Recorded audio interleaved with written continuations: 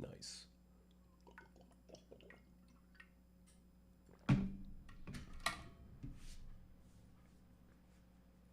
Dripping all over myself. Okay. So what do we have to do today? We have to. So we totally missed this big 5 day. Maybe we just move that to there. That'll be fine. We actually did like this basically yesterday again. So that's what we did then. Okay, today we have this epistemic humility question. Where do Buddhist or Hinduist teaching, I said it again, Hindu teachings get closest to some sort of epistemic humility, pointing out that they are leveraging these thoughts in order to make sense of these thoughts in highly abstract ways? Okay. Oh, I changed it there, but I didn't change it here. Okay, both Buddhist and Hindu philosophical. So I think we go through this. Then we dive into really what I want to get through, and then we start building out this guy and organizing this guy. I think that'll be the ticket for today. Just kind of keep going deeper. But I wanted to get down some of my thoughts on where I want to really spend some time, perhaps later in the month, looking at,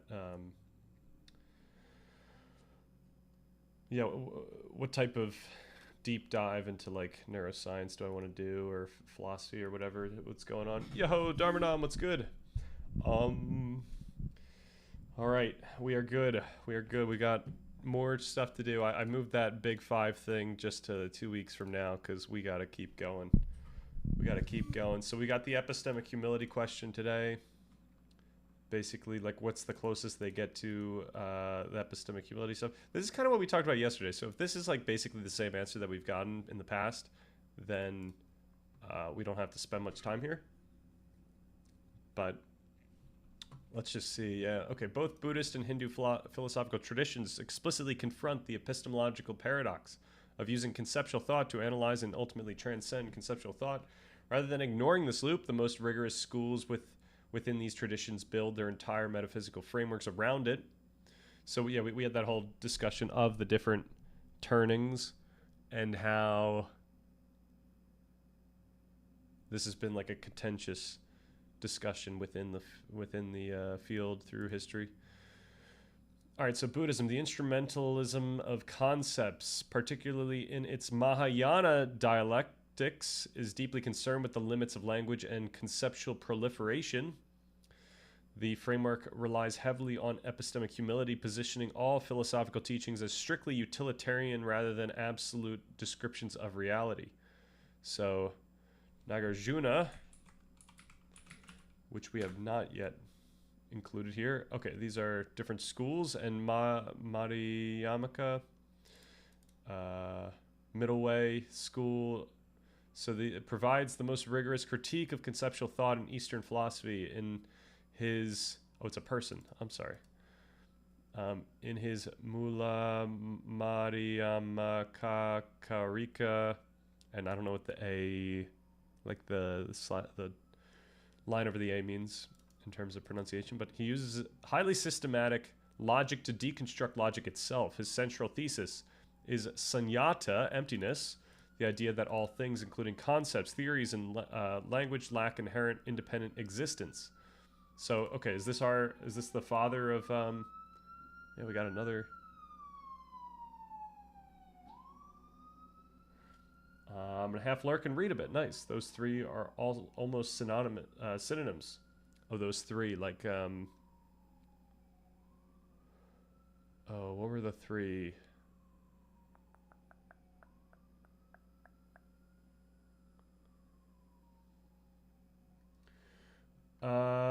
Just synonymous with his school. I mean, I see.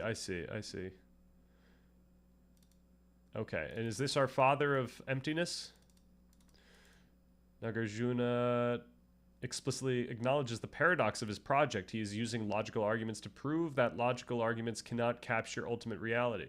He resolves this by asserting he has no thesis of his own to defend. His method is purely therapeutic, designed to dismantle the mind's tendency to reify abstract concepts.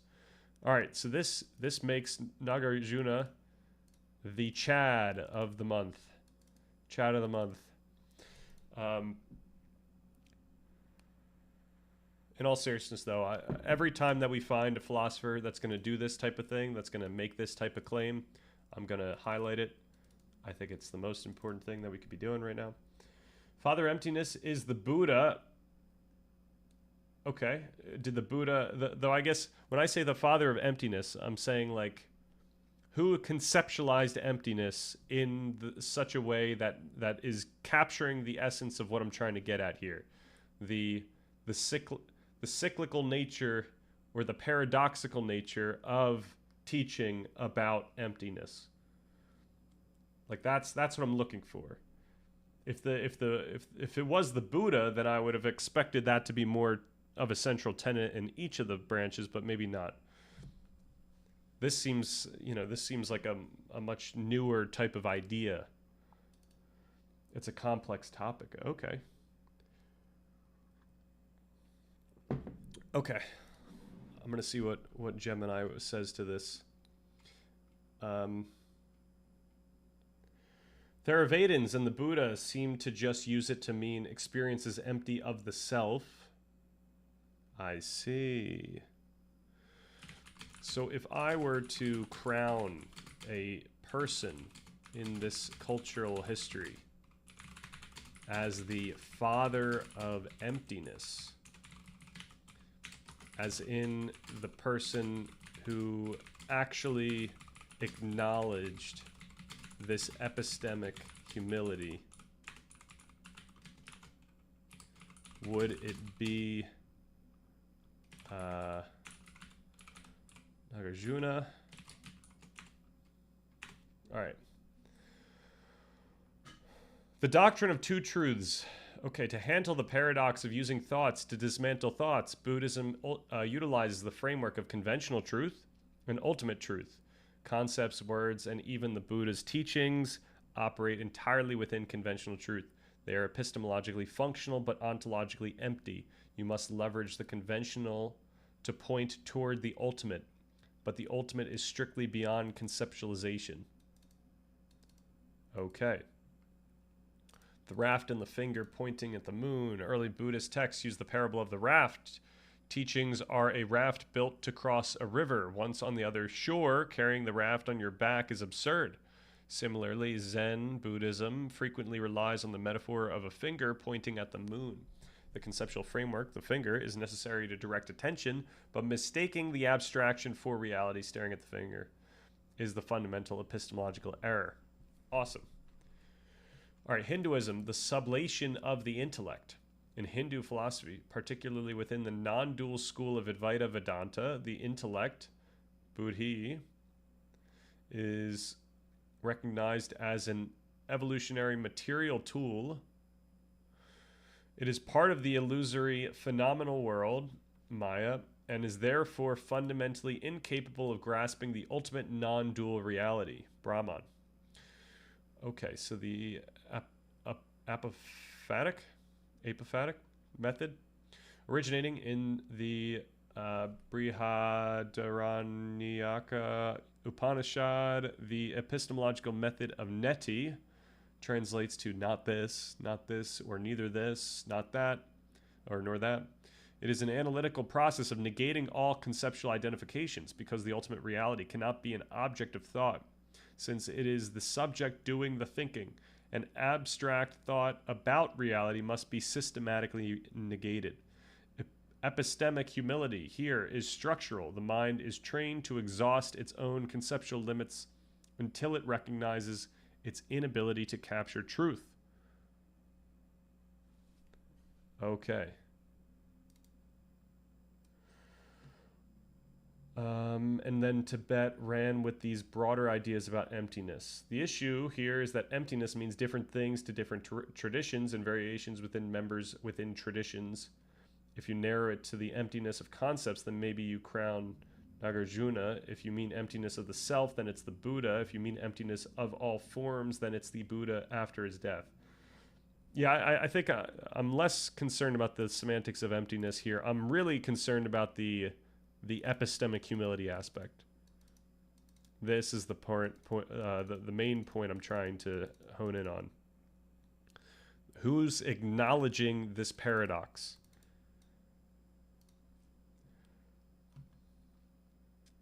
All right. Advaita Vedanta explicitly addresses the loop of using thought to cure thought through the metaphor of a thorn. If a thorn is stuck in your foot, you use a second thorn to carefully extract the first one. Once the first thorn is removed, you throw both away. Philosophical texts, logical inquiry, and abstract conceptualization are the secondary thorn. Okay, so I do want to ask. Okay, so in my own practice, I've taken this idea of emptiness seriously, in that whenever any thought arises, I understand that thought as just like any other thought, in that it is merely a thought that I can notice and that it is there. So this extends to thoughts about the practice itself, like I need to recenter, or that is my breath, or etc. Just any thought, any possible thought you can notice in the same way. The entire Tibetan tradition is acknowledging that this paradox, sitting on the shoulders of Nagarjuna. I believe the entire Zen tradition has the same attitude, but it's not my area. I see. Okay, Theravadins would say concepts are not ultimately real and are inept in that sense. Okay. Right, it can't just be that concepts aren't real. It has to be something like there is something fundamentally wrong about our teachings in that same way. So it needs to be a little bit more about this, I don't know, the practice or the space you're getting to. Just came back from a mindful opening of the Twitch tab. Very nice. Were you paying attention? You were being mindful? Currently mindfully typing. Notice how it feels. Notice the muscles, the joints on your fingers.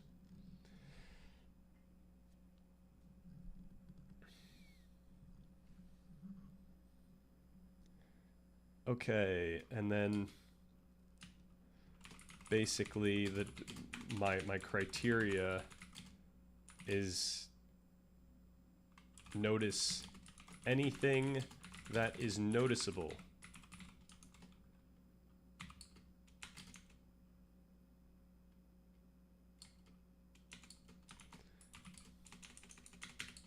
And even that directive is something that often enters my awareness. Okay. Theravadin's metaphysics are super interesting, kind of solipsistic. Nice. Okay, I keep forgetting solipsism. The quality of being very self. Okay, no, the view that that self is all that can be known to exist. Okay, yeah, that's why I keep forgetting, because I'm always I don't know, scared of it. Okay, where were we at? The metaphor of the thorn.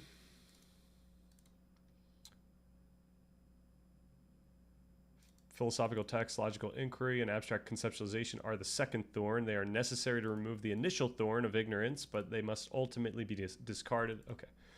Adi Shankara posited that scripture and logical reasoning are valid means of knowledge, pramana, but only up to a point. He argued for the concept of sublation, just as the knowledge of a rope sublates, overwrites and negates. The mistaken perception of a snake, direct experiential realization, sublates the entire conceptual apparatus of logic and philosophy. The intellect is recognized as a ladder that must be kicked away once the climb is complete. Okay, let's get these done, and then we can quickly move on.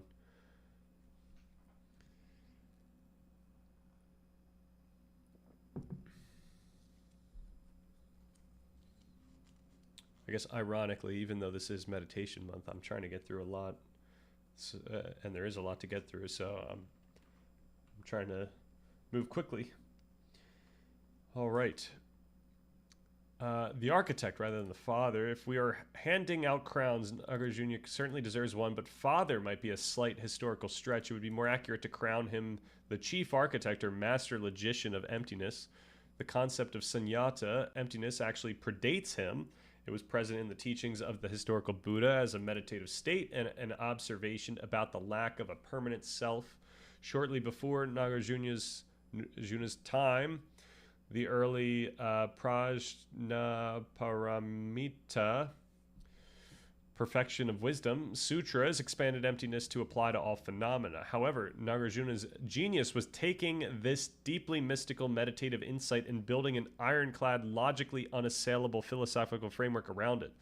He was the one who rigorously applied the epistemic humility across the board, proving that all metaphysical systems, including Buddhism itself, are empty of inherent reality. He didn't invent the concept, but he wielded it like a scalpel to dissect the entire history of human thought up to that point. So this is our guy. This is the guy that we want. We can't get emptiness without this.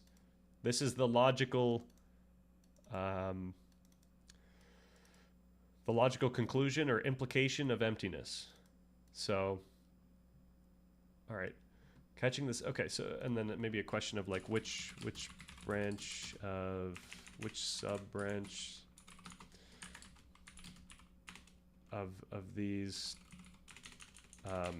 okay, would you say most closely honors this logical creation of, and it might just say the Tibetan one, saying what I explained a second ago. Absolutely, yep. And the chances are this is going to answer exactly as you said. He acts as the foundation for all Tibet, basically. All right, so yeah, I guess maybe we can get a sub-branch of Tibetan Buddhism that would most closely align with this. Okay, your practice. Catching the second thorn, what you're describing in your practice is perceptive, aligns perfectly with the... okay. Contemplative traditions, you're actively living out the epistemology we just discussed by noticing that the thought, I need to recenter, or I am noticing this, is functionally identical to the thought, I need to buy groceries. You are flattening the conceptual hierarchy. Here's how your practice mirrors the mechanics of these traditions. So you're spotting the second thorn. As we discussed with Advaita Vedanta metaphor, the instruction to notice anything that is noticeable is the second thorn. It is a highly useful concept designed to extract the first thorn, unconscious wandering thoughts. But by recognizing that the instruction itself is just another thought floating in awareness, you are preparing to throw both thorns away. Preventing spiritual bypassing.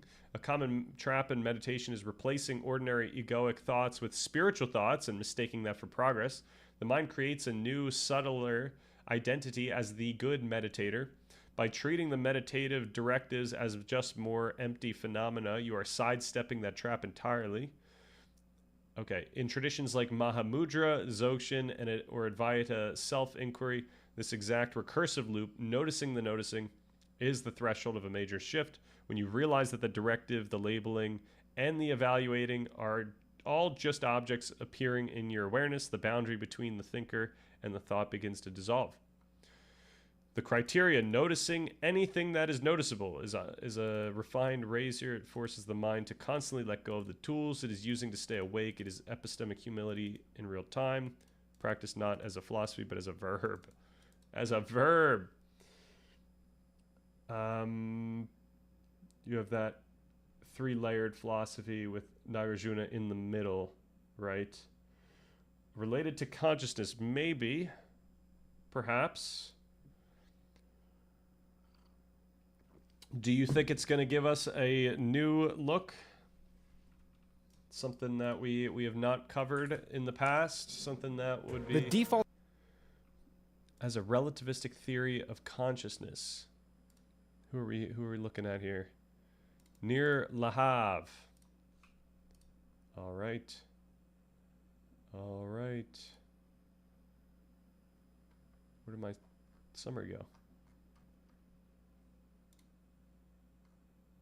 Okay.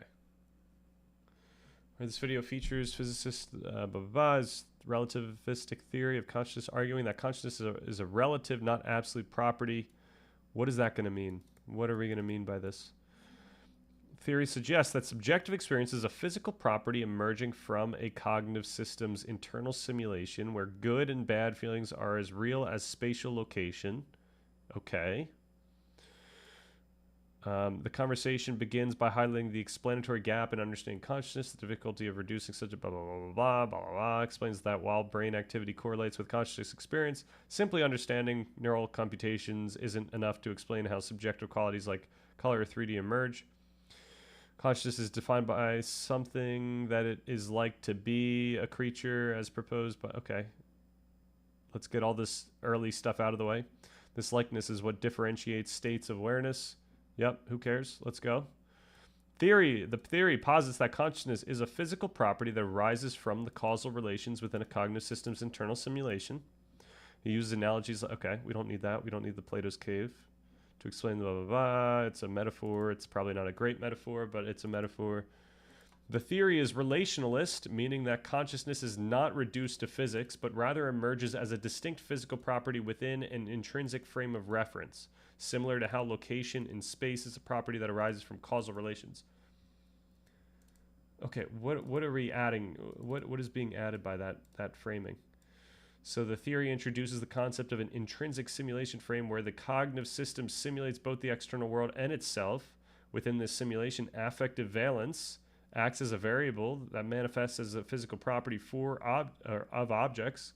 For example, an apple is good or a tiger is bad for the system, and these are experienced as real physical properties within the simulation, akin to how objects have a location in space.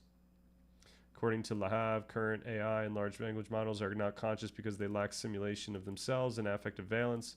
However, he suggests that in principle, an AI could achieve consciousness if it met the four conditions outlined in his theory, which include a cognitive system creating a simulation of the world, simulating itself, and incorporating affective valence. Yeah, but it's not just affective valence that is necessary, and it depends what we mean by simulation. Like you could describe any type of predictive processing mechanism as containing a simulation of the world, and that might not, like, you know, we don't get past the substrate issue here. All right, addresses okay. To be clear, this physicist is certainly closest or closer to what I usually talk about here and what we've discussed, and you know, our leaders like Anil Seth and Damasio and Lisa Feldman Barrett and all that stuff. It's a little weird to describe that as like a relational system, as if there's you know, it almost implies that there is this like objective world that is relational to a person. Like, why not just say that this is all things that we're experiencing and that we experience, you know, I don't know. I would just word it differently. I don't know why we would do this relational thing. That being said, you know, it's kind of similar to what I say, you know, that we just have a subjective conscious experience and that all the meaning that we experience is subjective. All right. Pretty cool. Pretty cool. All right. If we are tracking the exact logical DNA of Nagarjuna's radical epistemic humility, the crown goes to a specific sub-branch of his own middle way school, Prasangita Mayamaka, in terms of living, breathing traditions today, that living, breathing traditions, not living, breathing traditions, that institutionalize this logic. It is the Gelug school of Tibetan Buddhism, the lineage of the Dalai Lama. However, if we are looking at who honors the experiential spirit of your specific meditation practice, Zen Chan Buddhism is the most direct applied error. So centuries after Nagarjuna, his followers split into two camps over how to properly debate other philosophers without accidentally creating a new rigid belief system. This split highlights exactly the epistemic humility you are talking about. So the trap, of Svatantrika. All right, one camp decided that they need to use autonomous positive logical syllogisms to prove emptiness. They thought we have to assert something to win the debate. But then the other camp, led by a thinker named Chandra Kirti, pushed back hard. They argued that making any positive assertion inherently violates Nagarjuna's epistemic humility. The moment you posit a positive thesis, you have reified a concept and built a new box to get trapped in. So Prasangita translates roughly to consequence. Their entire method was purely deconstructive. They refused to hold a position of their own. Instead, they simply adopted the opponent's premise and logically drew it out until it collapsed into absurdity. They were the ultimate philosophical mirror, proving that all conceptual frameworks self-destruct when examined closely. Interesting. So I don't think this is like necessarily just the closest branch to us in all regards, but in this specific point, this would be the closest branch. All right, the living Tibetan heir, the Galuge school.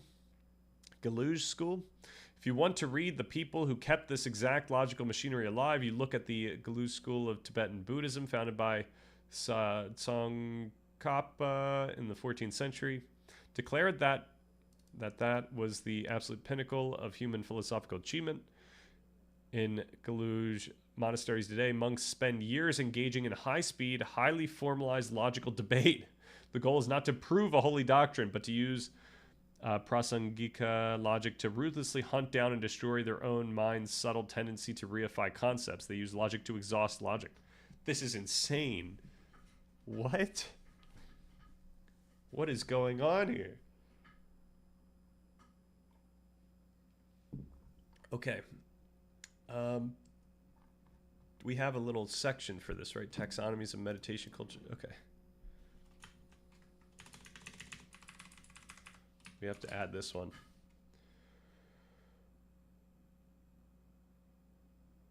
All right, so we gotta give a highlight for certainly Dzogchen. I'm gonna butcher this.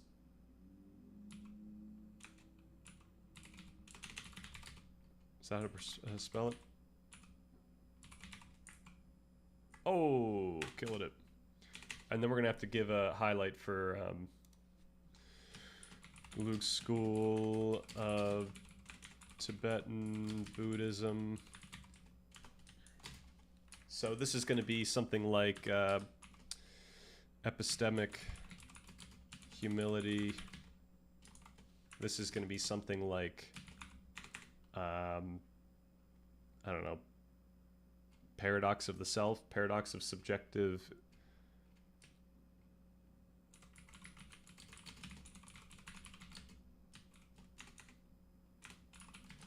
subjectivity. I don't know what the word would be. Basically, if you're looking for Nagarjuna's ideas there everywhere in Tibet, are you going to look into the Vipassana jhanas? That's my main stuff. Absolutely, I think we're going to look into all these things. I'm just wondering, like, how we're going to, like, what awards are we giving out for each of these? If I were to give out awards, like, we'd want to look into each of the, like, these different branches for a specific reason, and I got to learn more about the. I keep putting this off screen. I got to look into the jhanas. I think one of the next things that we have to do is, like, look into these unanswered. I guess we did write a lot about the jhanas, but I don't think we've like laid them all out. We just laid these four.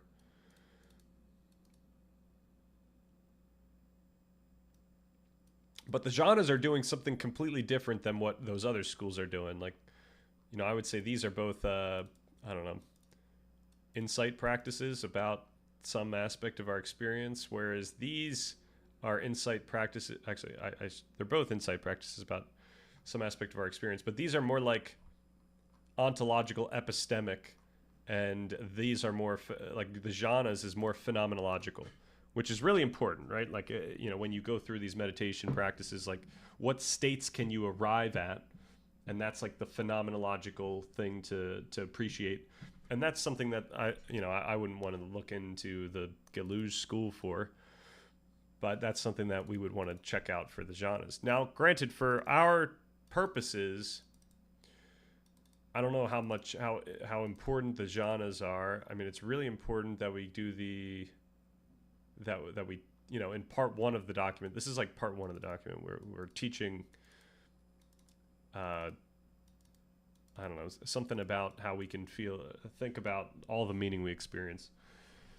And yeah, for like really for part two and part three, we're really looking at outcomes. I know it's very much not, it's like antithetical to a lot of Buddhism, but we're really concerned about the outcomes here. But maybe it's not antithetical because, a lot of these branches are all about coming back and then, spreading the word. Like, it's really not about reaching a nirvana and then staying there. It's about how it affects you such that you can do good or do anything for your life. Okay. I don't know what you mean by awards. One thing to realize is concentration and insight can never be completely separated, although these categories are helpful. Right, absolutely. For me, the value of Dzogchen is their techniques about experiencing their state and stabilizing it. Okay. So then, yeah, I probably have that wrong. Or not wrong, but just too reductive. Something like nature of subjectivity. Or is that just too broad of a category? That would be like a bunch of different branches.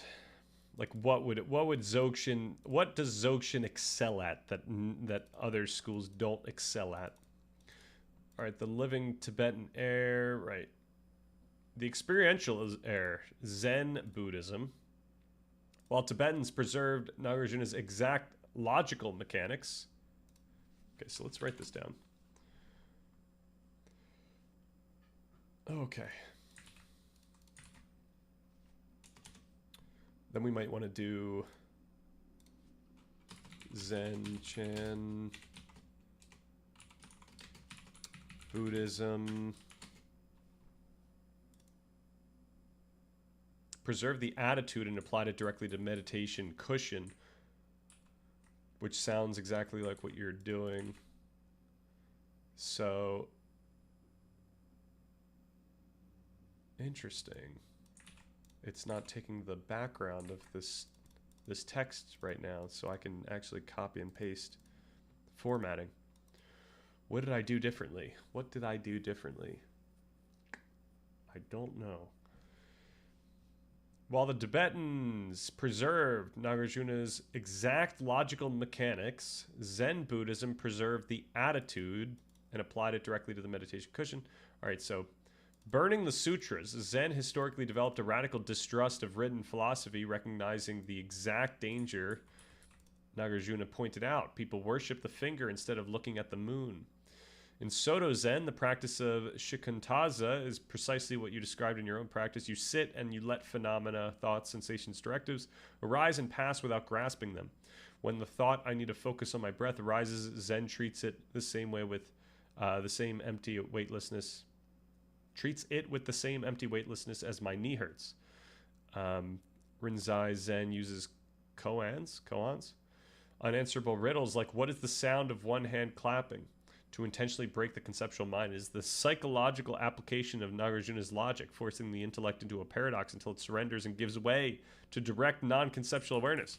This is how I am whenever some like semantic issue comes up, or some, we talk about some philosopher with their like semantic rule set that creates this like paradox. It's like we gotta stop honoring what seems to be like logic here, or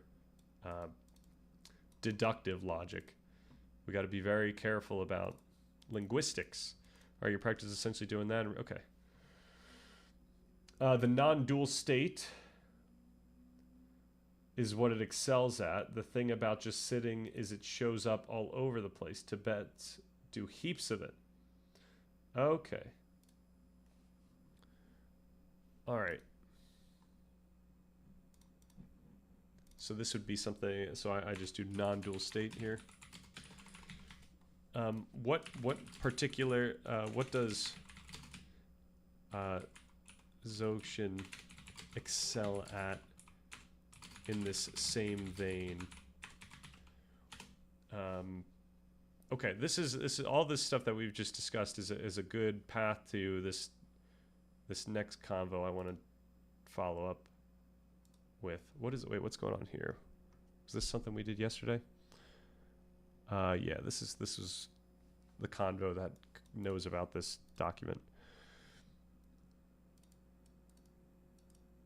Excels at doing something. And effortless self-liberation is arguably the most sophisticated framework for dealing with that final subtle layer of your practice, the moment you realize that the directive to notice is just another thought. So, okay, we've got the self-liberation of thought. You do not need to intellectually prove a thought is empty, nor do you need to actively notice it to strip it of its power. Dzogchen introduces the concept of self-liberation. The classic metaphor is drawing on water. If you trace your finger through the pond, the drawing disappears at the exact moment it is created. It doesn't leave a trace, and it requires absolutely no secondary effort to erase. Dzogchen excels at recognizing that thoughts, even meta-thoughts, are already self-liberating. The moment they arise, they are already vanishing. Awesome. So this is like fleetingness of this non-dual experience. Collapsing the watcher, the current practice is highly okay, but as you notice, it creates a subtle duality. There is the thought, and there is you noticing the thought. Dzogchen draws a strict distinction between the ordinary dualistic conceptual mind and Rigpa, the pristine non-dual nature of mind. As long as you are trying to notice things, you are operating in a dual nature. You are employing a watcher. That's important. So Dzogchen excels at collapsing this watcher. Points out that the effort to remain mindful is actually a subtle tension, a microscopic cramp in awareness. Dzogchen teaches that the true nature of mind is like a mirror. A mirror does not try to reflect what it is in front of it. It just does. You do not need a separate noticer to know what a thought has occurred. The knowing is built into the awareness itself. So this kind of helps us out with that with the practice of Zen Buddhism, of Chan Buddhism. All right, and so what's the hierarchy here? Is Dzogchen like a sub category of Zen, or is it Zen versus Dzogchen? Are all of these on the same higher level? My interpretation of the ideas in the video is phenomenal consciousness exists. Yeah, I'm probably saying phenomenological when I should be saying phenomenal, as phenomenological is more like the science of it. Exists as a relational property within a first-person reference frame and emerges from brain states and can be described from both a first-person qualia perspective and a third-person neuroscience perspective, depending on your reference frame. Because relations are fundamental, however, I believe your position would differ from his position on it, as you, to my understanding, are a quietist about qualia. What is a quietist again? I know we just had the video, and the video actually did kind of well. Qualia, quietist, quietism. No? Define. Okay. Are meaningless or incapable of saying anything worthwhile. I wouldn't say that. That's kind of crazy. That it's got nothing to say?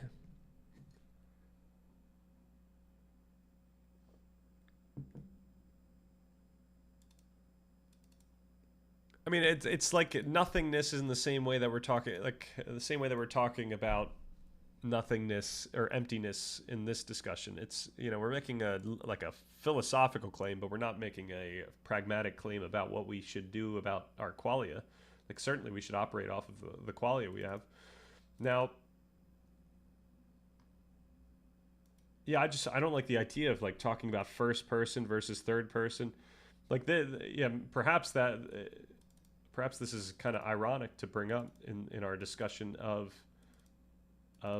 these Buddhist traditions, where we don't want to we don't want to.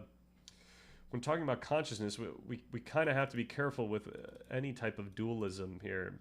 You know, when we're talking about perspective, we just have consciousness. There's not like a, you know, it's not like there's an absolute first person perspective and a third. We shouldn't make this relational. It's just things appearing in consciousness. It's just consciousness for a person. And yeah, you could describe it as relational, but that requires some like interpretation of space and you know, like that's not what we're trying to do when we're talking about consciousness. We got to be lower than that, lower level, more fundamental according to the science that we leverage from our own experience. Okay, think the Dzogchen system would say it's preserving Nagarjuna's ideas, and it includes in the description of mind as empty knowing. In my view, you'd learn more about contemporary developments in theoretical physics, theoretical neuroscience, and philosophy if you reacted to more videos and read more articles rather than primarily asking AI for summaries of them. Duly noted. Thank you very much. Yep, I do read on the side, and then during these streams, I usually have fun and use AI to just, you know, get to the end of this stuff. But that being said, we do actually have a couple things that, thank you for reminding me, we do have a couple new articles that I wanted to eventually talk about. Our boy James McShine, who was talking about neuron logic. I got a Google Scholar notification for him, and I got one for this person. Who's this person again? Tim Behrens. I forget why we know Tim Behrens, but maybe we'll throw these into Gemini and then do something with that. But yeah, no, I mean, like we've kind of done all the neuroscience we can do for consciousness at this point. I mean, new stuff's going to come out. We're going to get new neural correlates that are going to show different ways of thinking about, you know, what's contributing to consciousness. But like we really know so much about consciousness right now. It's kind of crazy. We have such robust interpretations of consciousness that came not just from AI, but came from, you know, obviously us looking into Feldman Barrett or Swag Blessed. What's up? All right, that's more our speed. Some Swag Blessed. All right, Zen and Dzogchen are profoundly similar, okay, but still very different. They do the same practice and aim at the same realization. Very cool. Birdbanes, good morning. Trapped behind Buddhist lexicons. We are, I mean, yeah, absolutely trapped behind Buddhist lexicons. I probably will be trapped forever. Said Google Scholar notification. You can subscribe to get an email if a author posts something new. And the thing that we saw that video of James McShine talking about the neuron, like neuron logic, like basically how the neuron takes in priors from one part of the brain and takes in bottom-up data from the other, and then was describing those dynamics. And then that's what led us to actually like learning which neurons are basically computing error, and then which neurons are basically computing match, and like, yeah, I guess union versus intersection. And yeah, I thought that was so, like, I don't know, cutting edge in some sense that I added that to my subscription, my email subscription. But I was thinking, like, how frequently can these guys pump out an article? All right, thoughts are ornaments, not obstacles. Many traditions even subtly treat conceptual thoughts as a problem to be solved, bypassed, or emptied out. Dzogchen flips this entirely, right? Like we wouldn't want to go all out. We don't want to lose all of this. Because Dzogchen views the mind as fundamentally luminous and aware, it views thoughts not as obscurations, but as the dynamic energy of awareness itself. Returning to the mirror metaphor, the reflections in a mirror do not stain the glass. A beautiful reflection does not improve the mirror, and an ugly reflection does not damage it. Man, these are some great metaphors. Dzogchen excels at allowing you to experience the most abstract, heavily conceptual thoughts as mere ornaments of the mind, completely harmless and fundamentally made of the same stuff as silence. Of course, this is all fun and dandy until like you actually have an experience that is like too much to bear, you know? Like I wouldn't want to lose a leg and then just like be in this state of like I wouldn't want to meditate on that state. I'll probably be unable to do so. Of course, I could train myself into being able to do that, but that I don't think I ever want to get that far. That's kind of crazy. All right, the shift from meditation to non-meditation. Okay. All right, I gotta follow, or I gotta point out now this crazy Gemini conversation I had yesterday where I was going through. This is not it. That ain't it. Okay, let's actually chill out first. Could we get a? Oh yeah, we got a Beth video on cue. The white badger beckons to the black hedgehog where the golden goose lays its egg. The wall is for those who know that what the trees encapsulate. Let it be known to the masters. What is that from? Who said that? Okay, we gotta get the dog up here. I think that's what we're missing also.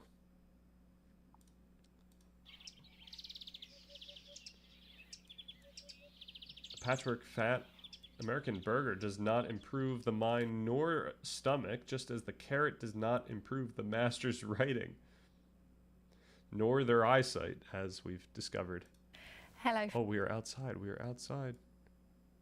Friends, welcome back. I'm Beth, here to help you fulfill your potential in meditation. As most of you know, I don't have just one method that I teach to everybody, like one size fits all. Instead, I much prefer to teach people one-on-one. And the reason is that you're all different. So please use these videos as a guideline. And if there's anything that isn't quite working for you, anything that doesn't quite fit, then be in touch and I'll be more than happy to discuss those things with you individually. Wait, did she just say that we could send her an inquiry? Today's video is about a stage of meditation. I did not save the cat, unfortunately. The cat actually might have been a little more chill than the dog, but the dog's pretty chill. Is deepening. It's a stage of meditation where lots of new things can start to happen. And oftentimes meditators aren't sure what these things are, what they mean, or how to continue. So today I want to bring a little bit of clarity to that. Now, Well, that was one of those crazy moments where she said clarity right when you posted this, and you had clarify in it. So, like, I had read and heard the word at the same time. Okay. Is the reason you seem to be to me to generally ask for summaries of videos and articles because you don't necessarily want to spend relatively a lot of time reacting to them?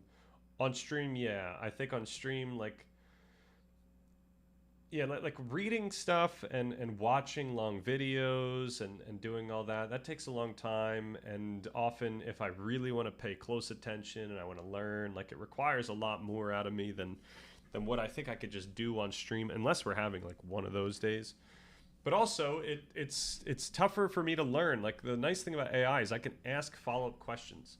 That's why even articles, I want to get it into Gemini as quickly as possible so I could ask questions about it. Like, that's how I learn effectively, where I can try to, as quickly, get it connected to something I already know. I'm trying to integrate it into my current understanding. And often I can't do that when I'm watching a video because they're either using this like crazy language that is completely foreign, or they're talking about it in a way that requires me to read like 4 books in order for me to figure out what they're saying. It's tough. Can you please react to the interview that I linked in your free time? Are you asking me to watch it? That was like an hour-long video. I mean, once again, it's really not going to be too important that we go deeper into consciousness right now. I just don't have free time.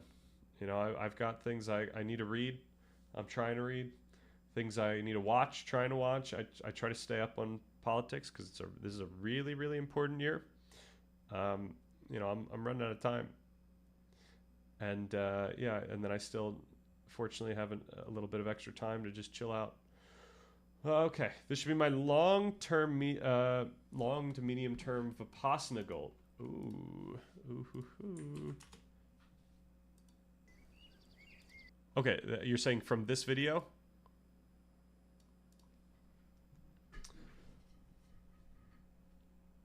Things happen when we start to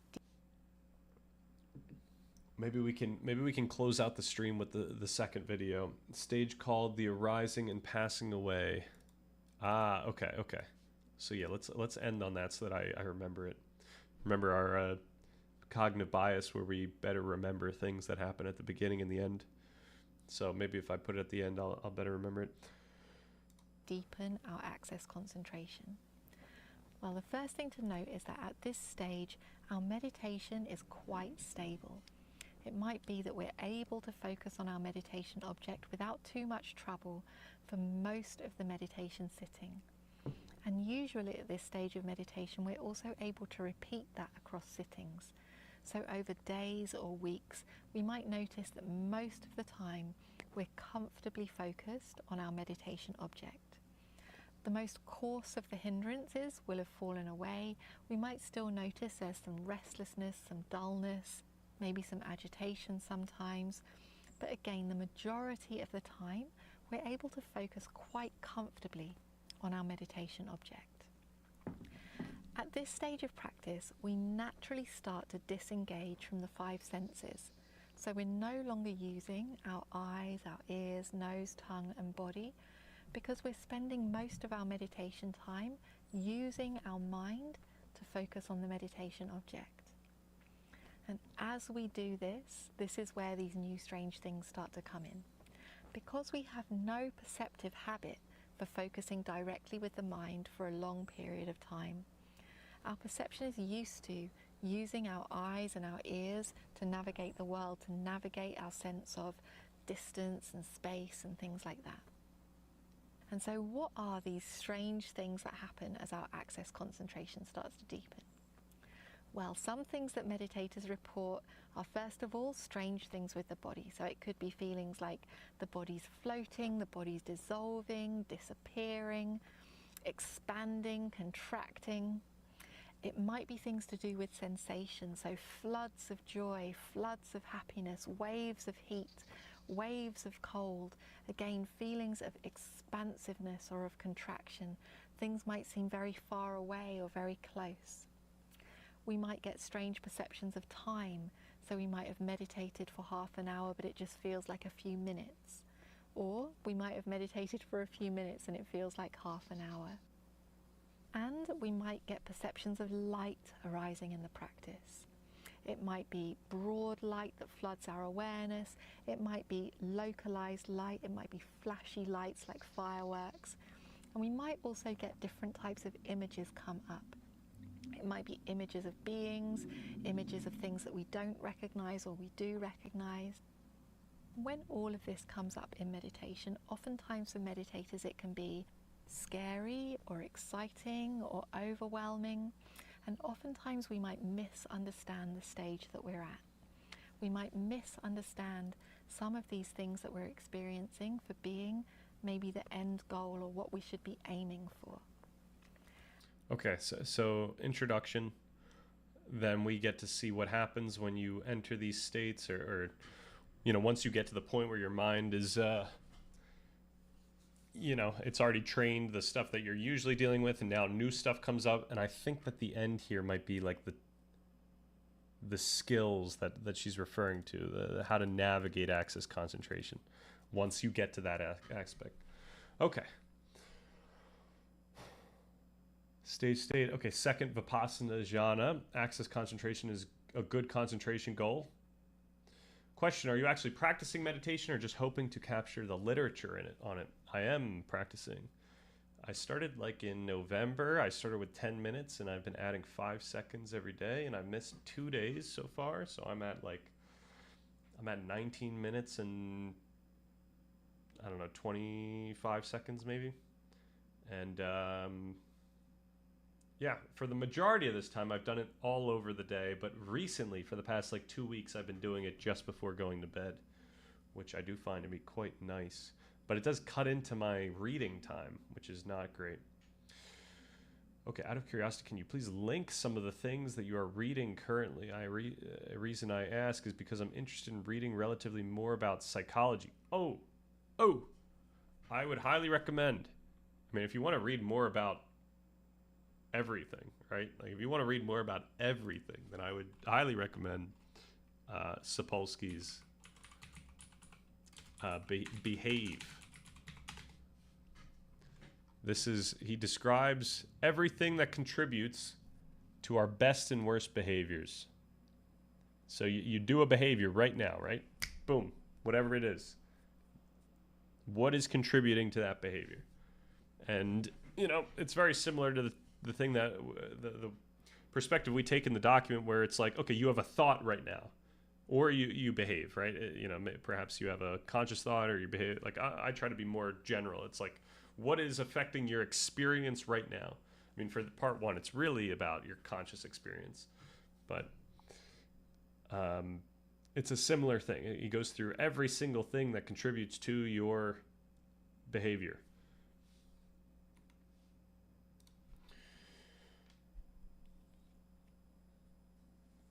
And then he also goes into like different heuristics, the different biases, like social dynamics. It goes into so much stuff. Okay. 4 a.m. wake up, 4:01 start meditating. Oh my gosh, 55 milliseconds? Or would that be milliseconds or centiseconds? Stop meditation. 'Twas good. 4:02 breakfast. What happened to the McDonald's? And mindful shower. It's a very long mindful shower. Risk benefit analysis. What determines our behavior? What do we mean by risk benefit analysis? A lot of this is happening unconsciously, as he will tell you. Tell that to the gamblers, right? Actually, in this stage of meditation, what we need to understand is that although all of these things that are happening are signs that our concentration is deepening, they're also a sign that our mind is not yet fully calm and stable. They're a sign that our perception has not yet calmed down. The next stage on our meditation path is to encourage perceptions of unity, not perceptions of diversity. So to go a stage deeper, we want to be focusing on the same thing in the same way again and again and again. In brief, the rather disappointing instruction at this stage of meditation is to ignore everything and continue to focus on the meditation object. The crazy sensations in the body, the feelings of expansion and contraction, the lights, the images are not important. Us refining our focus on the meditation object is what is important. As we do that, we will gradually notice that these things start to die down and fade away, and our attention manages to refine and focus on the meditation object. At that stage, we will notice that our practice can deepen further. Sometimes I like to give the simile for this stage of practice as if we are on a bus, and we're on a bus that is headed to the end of all suffering. Along the way of this bus journey, we go past different types of scenery, and when we see something really amazing, we might be tempted to get off the bus and stay there. So, in this simile, staying on the bus is focusing on your meditation object. When these interesting experiences, these new experiences arise, if we give our attention to them, it's like getting off the bus. It's not going to harm your practice, but it is going to slow you down. If you get off the bus, if you start paying attention to the lights and the images and the sensations and the expanding and contracting, if you delight in those things too much, you're just making yourself slow. So at this stage of practice, again, stay calm and refine your attention on your meditation object. This is how we practice in deepening access concentration. Now, as I said, it can be a confusing stage of practice. So if there's anything that you're unsure of, anything that you need clarification about, then be in touch with me and I'll be more than happy to discuss those things with you individually. There is a remainderless ending of all suffering, so we don't want to waste time getting off the bus here and there unnecessarily. Let's stay on the bus to the end of all suffering. As most of you know, I do all of my work on a donation basis. Okay, so yeah, what she's referring to is the concept of no-go in like, there's like the go and no-go in terms of learning in the brain. You know, you can do something intentionally, and that's going to obviously affect activation in your brain. It's going to affect change in your brain, but it's also really important to inhibit. And practicing inhibition does also strengthen parts of your brain that inhibit. Because at the end of the day, we're just dealing with neurons and connections. Some neurons are inhibitory neurons. They're like, their purpose is to output molecules that inhibit. So she is hella chill. Yeah, I could fall asleep, if like, we got to be careful with the length of her videos. If it's anything longer than 15 minutes, I'm out. Are there any articles that you'd recommend and that you're currently reading? I am not reading any articles right now. Am I closing my eyes? Gamma pilled. Adam tuned in. What's good? The Materialist Pragmatist. Hello, hello. The Materialist Idealist Pragmatist. Best believe I'm getting off the bus if I see something cool. Stealing the bus. Don't steal the bus. We need the bus. All right, back to, okay, so I had a little feud with Gemini here. So I want to set up my day retreat. This is how I started the day retreat discussion. And I'm asking about some of these ideas.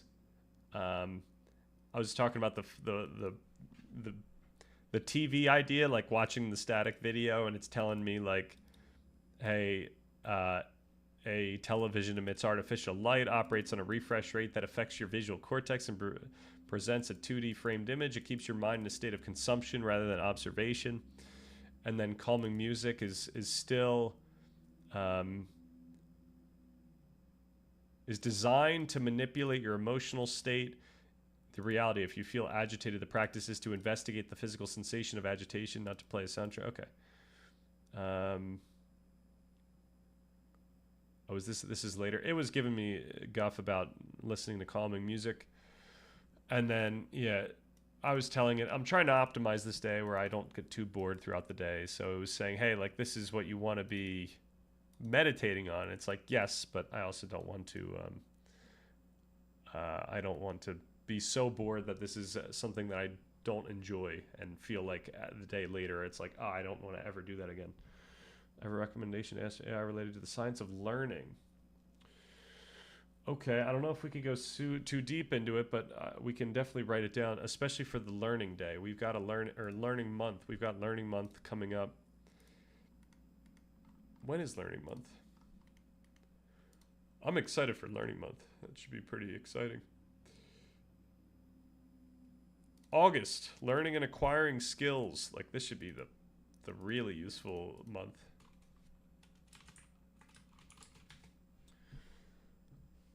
Okay. If it's all right, I'm gonna throw it here.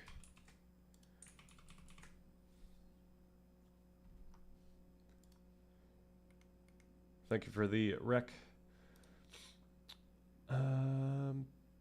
Yes, idealist too, as you think ultimately all abstraction ideas are reduced to physical processes. Careful though, because idealism in philosophy means only ideas exist.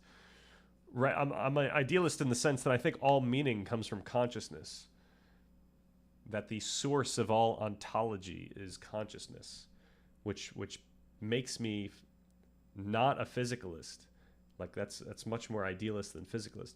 But the only reason I don't like idealism is that the definition of idealism is actually quite ambiguous, and it makes it unclear as to whether your conscious experience is actually creating things itself, as if there's some dualism.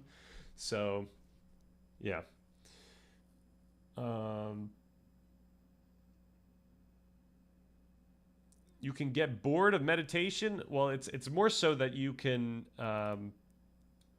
get bored. Yeah, you can get bored of meditation, certainly. And usually in the practice, that's something that you can pay attention to. You could say, I noticed these. This is the feeling of boredom. This is the phenomenal experience of boredom.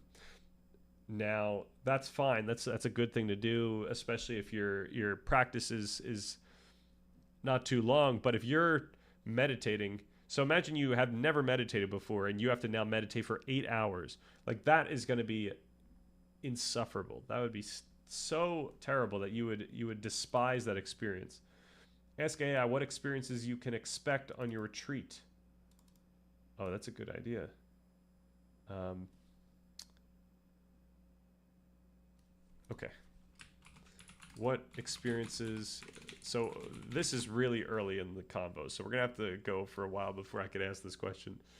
But we can continue. We can keep asking questions, more questions about the retreat day. What experiences can I expect on the retreat, given that I haven't meditated for longer than 20 minutes in a day ever? Okay.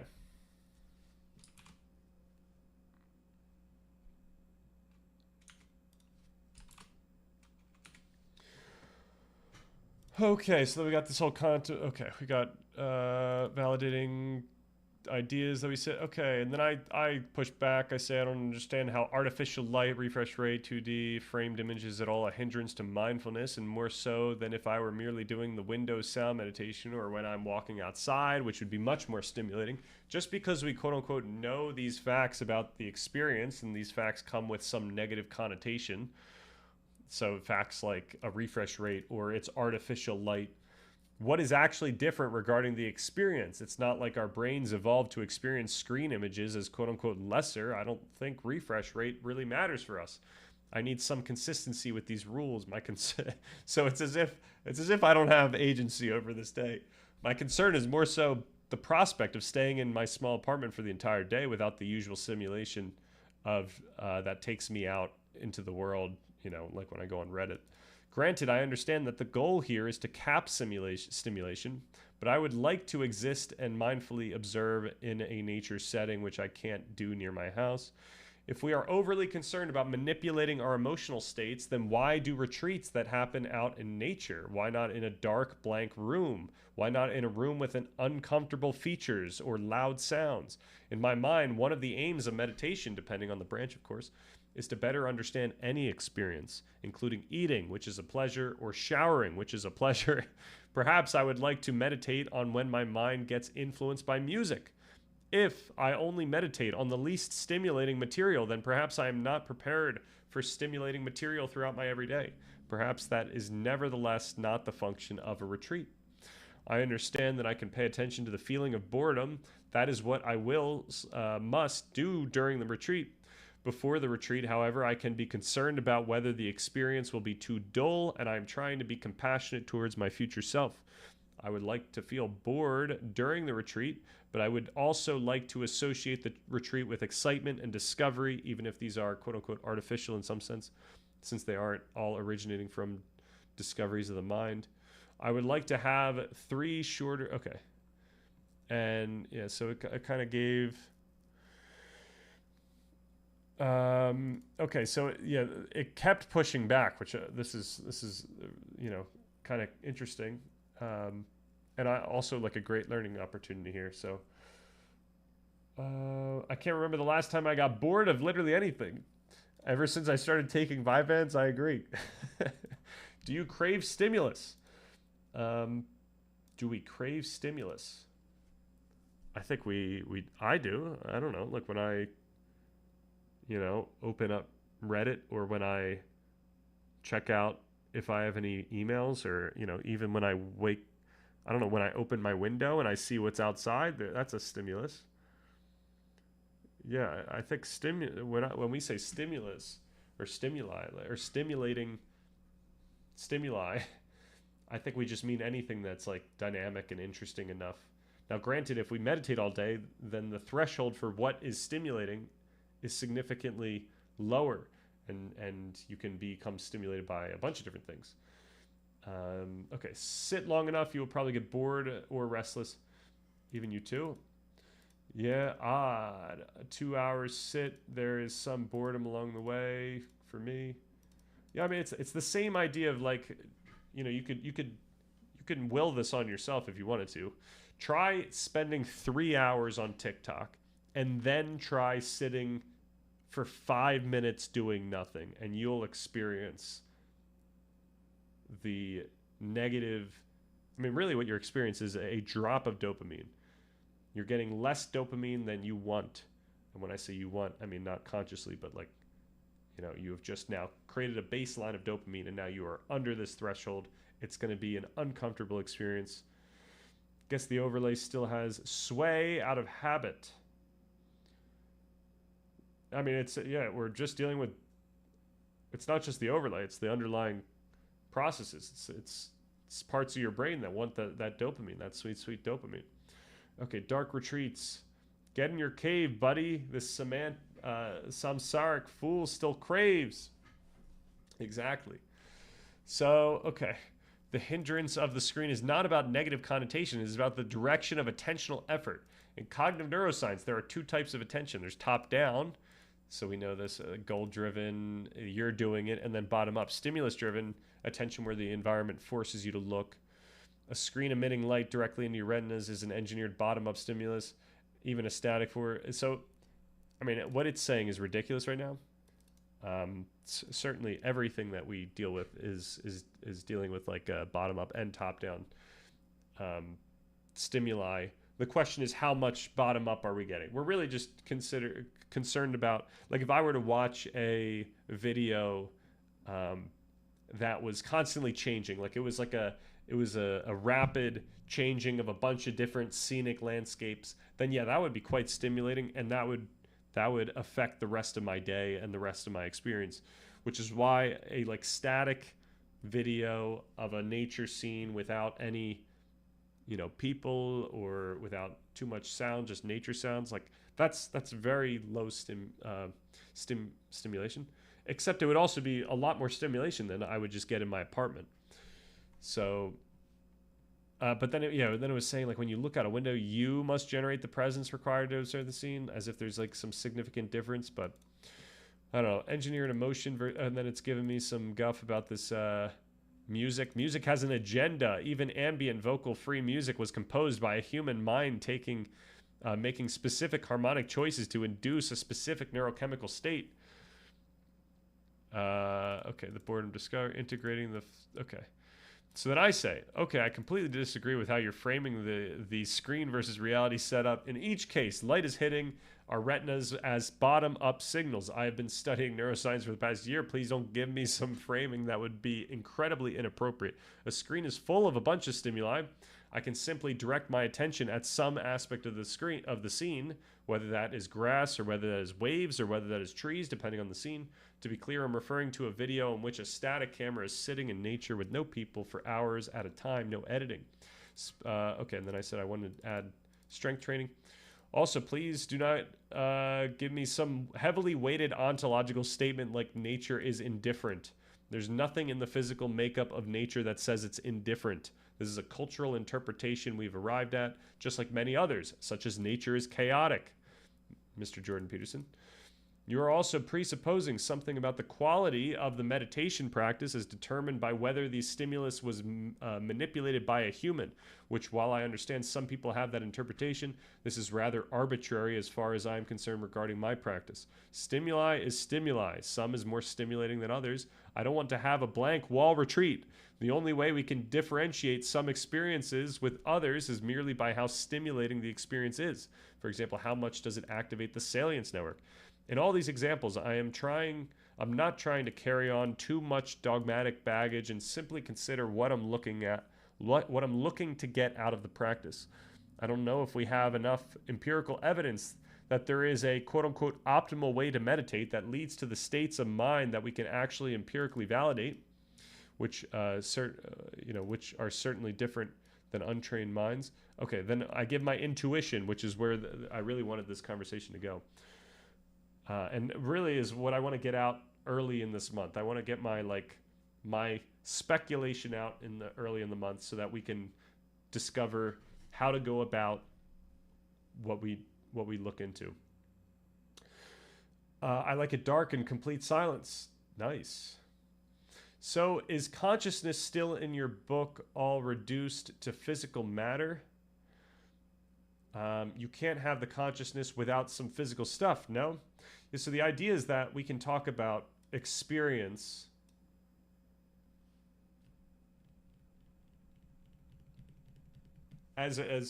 so we could talk about experience as this as the only domain in which meaning can appear, right? This is the only domain in which any type of meaning that has properties or has some valence of whether it's good or bad, or it's all occurring within consciousness. Now, within that space, we can point out that concepts arise, or meaning arises, and we can consider what the shape of that meaning is, right? And this is all where we're just conceptualizing. We're having fun. We're not actually saying what the stuff is. Really, what's actually happening here is just whatever is arising. Stuff is arising. That's just how we can describe it. It's really just consciousness. At the end of the day, as some of these Buddhist branches are pointing out, it's impossible to conceptualize what that experience is. So, to comprehensively conceptualize it. Now, we have these experiences about things, about objects, about people, about ourself, all that stuff. This is all coming out in consciousness, and it allows us to make sense of things in the world. So then we get to the point where we can point at something and say that is a rock, but really we're still just dealing with the experience. Now, then we can talk about we have a conceptual understanding that is a rock, and then finally we can get to the point where we arrive at such a sophisticated conceptual understanding of a physical world, whatever that is. We only engage with consciousness, but we kind of come up with this idea of a physical world that makes sense of our empirical findings. Like when I go and touch something, I can feel it, and so now I have this idea that is a physical thing, that it's made up of matter, and so then we could come up with these empirical laws of physics that came from a long development of figuring out how matter works and stuff like that, and we arrive at this view that the physical world is behaves in a way that is separate from our own experience of the physical world. Now, that isn't to say that has ontological priority. Really, what's determining our understanding of the physical world is still consciousness. It's still this experience. It's still our understanding. But now we've got this idea of this static other thing. So it's we have I always say this, we have a subjective understanding of objective things, and in this case, we can think of anything as objective, like a pen, but in this case, our objective understanding of the physical world is such that it is it has priority over the other objects that we understand. But still, we're just dealing with consciousness. We're still dealing with our experience. Now, the coolest thing is, in the past 100 years, past 50 years or so, we now have as part of our understanding of the physical world, we have an understanding of the brain that is actually generating the conscious experience that we've been dealing with, that we only deal with this entire time. So now we have a conceptual understanding of neural activity that we now understand to lead to the experiences that we have in consciousness. So once again, not once again, I keep saying once again, but our experience of neural activity, or what neural activity is, this experience of the meaning of what neural activity is, and the fact that it can make consciousness, and that a property of it is that it's made up of neurons and stuff like this. This is all happening through our conscious awareness. But it makes it, it's like a property of it that it makes our conscious awareness possible. So really, what still has the priority of ontology, of what the meaning is, it's still our conceptualization of it. But it's like a property of it that it actually is what allows us to have this type of experience. So that's the really odd loop, so that cyclical loop that we have to consider, that we have to deal with. But it's really that like meaning, like when we're talking, we're trying to talk about being and stuff. Ontology is being, meaning. That's all consciousness. And now within that space of concepts, of conceptualizing things, then we could come up with what neural activity is and how that's actually affecting the concepts that we even consider. And the real kicker then is looking at how we learn stuff. How does this neural activity come about? So we could start learning about how we learn, how when we're kids we have a bunch of neurons, and as we get older those neurons prune away. And during this time we actually develop the things that we end up experiencing throughout our life, like this concept of a pen that I have, this understanding of a pen is so deeply ingrained in my brain because of so much reinforcement, so much conditioning throughout all this time. And yeah. And we're just slowly finding more neural correlates that give us a sense of what is causing the exact conscious experiences that we're having. So then we could kind of point out that maybe, I could say that meaning is in the brain, in the sense that that exact architecture of the brain with this exact activity will lead to a thought about this exact thing, which is what we're getting closer to. We're starting to get neural correlates about concepts themselves, like properties of something. Like we're starting to see where in the brain we see activations of specific properties of concepts, which is really cool. So does that answer the question, is my question. So then your starting point is physicalism. Really the starting point has to be, well, actually it's hard to find a starting point. This is this is the last issue that we have to deal with. So we're at this point where we kind of understand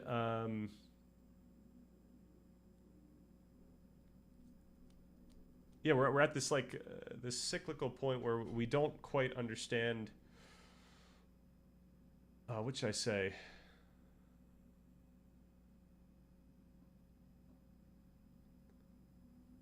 I guess we get to this weird point where we realize that because our brain is physical and everyone's got a different brain and different architecture, then all of our experiences are actually kind of different. So the meaning that we're dealing with is different, and we can figure out, or we can consider why we end up with these pragmatically similar understandings, such that we can speak in ways that we understand, and that when I say that this is a pen, like you guys recognize it, and it sounds like I'm saying something that is true. And this of course leads us into a discussion about norms rather than semantics. Like instead of me saying something that is true, I'm actually just doing something that is right, in the sense that when I show that this is a pen and I say it's a pen, I'm doing something right. If I were to say that this is a dog, it would be wrong. And if you saw someone agree with me and you thought that we were serious, that would cause cognitive dissonance for you. That cognitive dissonance is affecting your learning. And it might tell you, hey, either these guys are weird, or maybe you're wrong about what you thought. And so that's directing how we arrive at this equilibrium of understanding. And I say that in a very loose way, because obviously there's things that we differ on in our understandings, and there's things that we disagree on in certain aspects of our understanding, perhaps about consciousness. So one of the points I make in the consciousness video, and then I'll keep making, and is I make in a video that I'm editing for maybe next week, just from a previous stream, is even our understanding of consciousness is a product of our learning and our culture. Like the fact that we call it consciousness, the fact that we have so many properties of consciousness, the fact that I know things that Chalmers has said, that I, Sam Harris has said, all these things that contribute to my understanding of what consciousness is. So even my understanding that the only thing that is real is consciousness is actually suspect. It's contingent. So then, at this point, it's okay, if everything is just now just what's it's all subjective meaning that's coming to us, how do we differentiate with what we should be believing in? Why do we even believe in the physical world? Why do we believe in any of this stuff? And I kind of make this case that the thing that actually that we've according to our own understanding. So, we've got a bunch of understandings. We could honor any part of our understanding, but the one part of our understanding that's kind of got like a meta priority is like, what is the process that leads you to something that's more reliable? And that would be something like logic and empirical science, like these normative standards, these developed norms of logic and empirical science that lead us to what we can feel more reliable, or what we can better trust. So, experiencing something in the physical world or experiencing something in the social world, trying something out, saying something and seeing what someone says. Like, we could consider that this is the way in which we arrive at something that we can believe to be reliable. But then we learn that anecdotes are not as reliable as we might suspect. So then we have to go to statistics, and then we got to just keep going up the ladder until we get to articles and papers that are peer reviewed, and we get to meta-analyses and stuff like that. And now those things get to tell us what we know to be the most correct in, like, still within our conceptual space. And just we're at this point where our understanding of the physical nature of consciousness is such that we know that according to the physical according to the physicalist view, that our own consciousness is still the source of the ontology of what we experience. It's still the source of all meaning, except for, as I mentioned, we can consider different configurations of architecture and activity that lead to specific experiences. But okay, I'm sorry, I just went off. I think it could have been possible our physical world went in a different direction and not produced a kind of material that produces consciousness, yet it's a contingent feature, not the ontology. No, I mean, I agree. Like, my understanding of the physical world is that is true, and that it could lead to no beings that are conscious.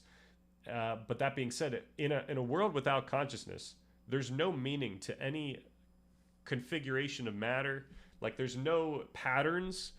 It's just that. I don't even know how to describe it. It just happens, right? It's like I've said this before. It's like an Alan Watts view of the universe. Like, only we interpret the world through matter and atoms and all this stuff. Now, our understanding is such that we know that those things would exist even if we weren't thinking about them.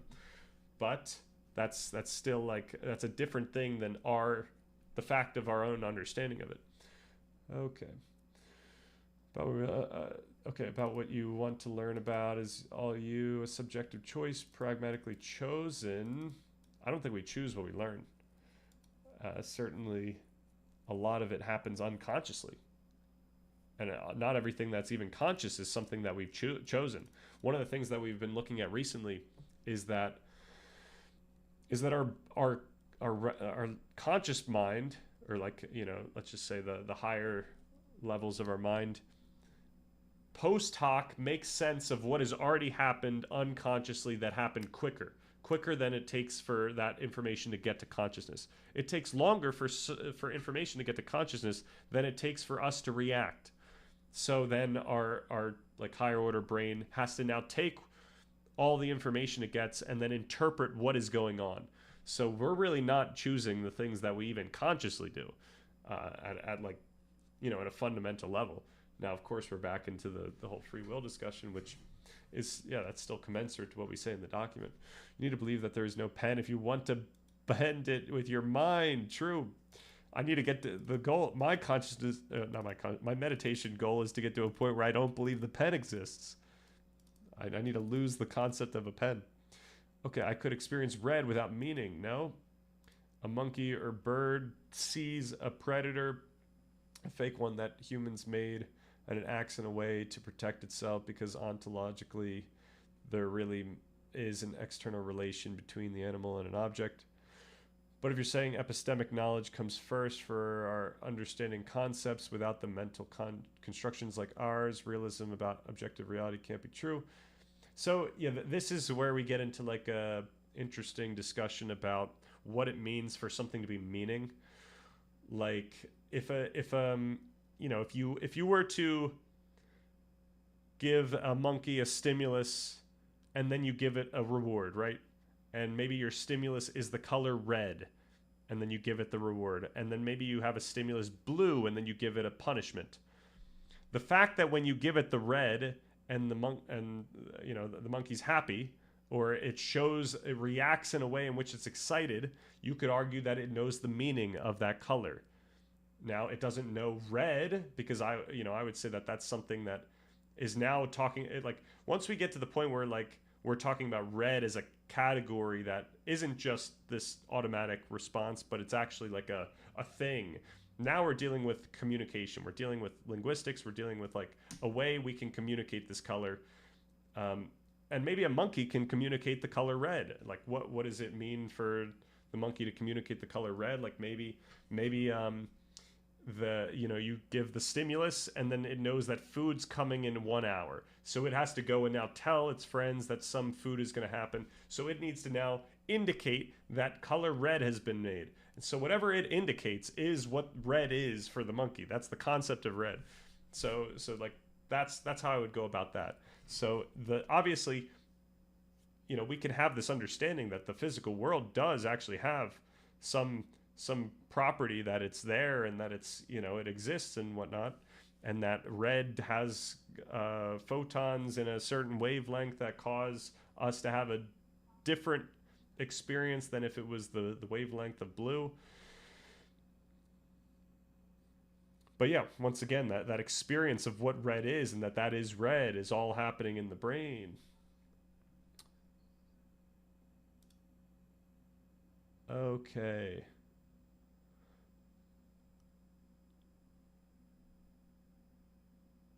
So maybe you are really taking an idealist philosophical sense. Only ideas are real. It depends by what we mean by real. This is why it's neither.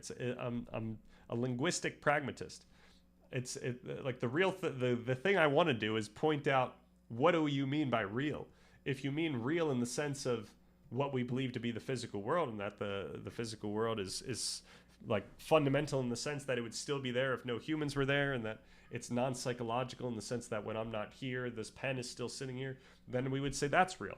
But if we mean real by our phenomenal experience of meaning, then I would say that only ideas are real. Okay.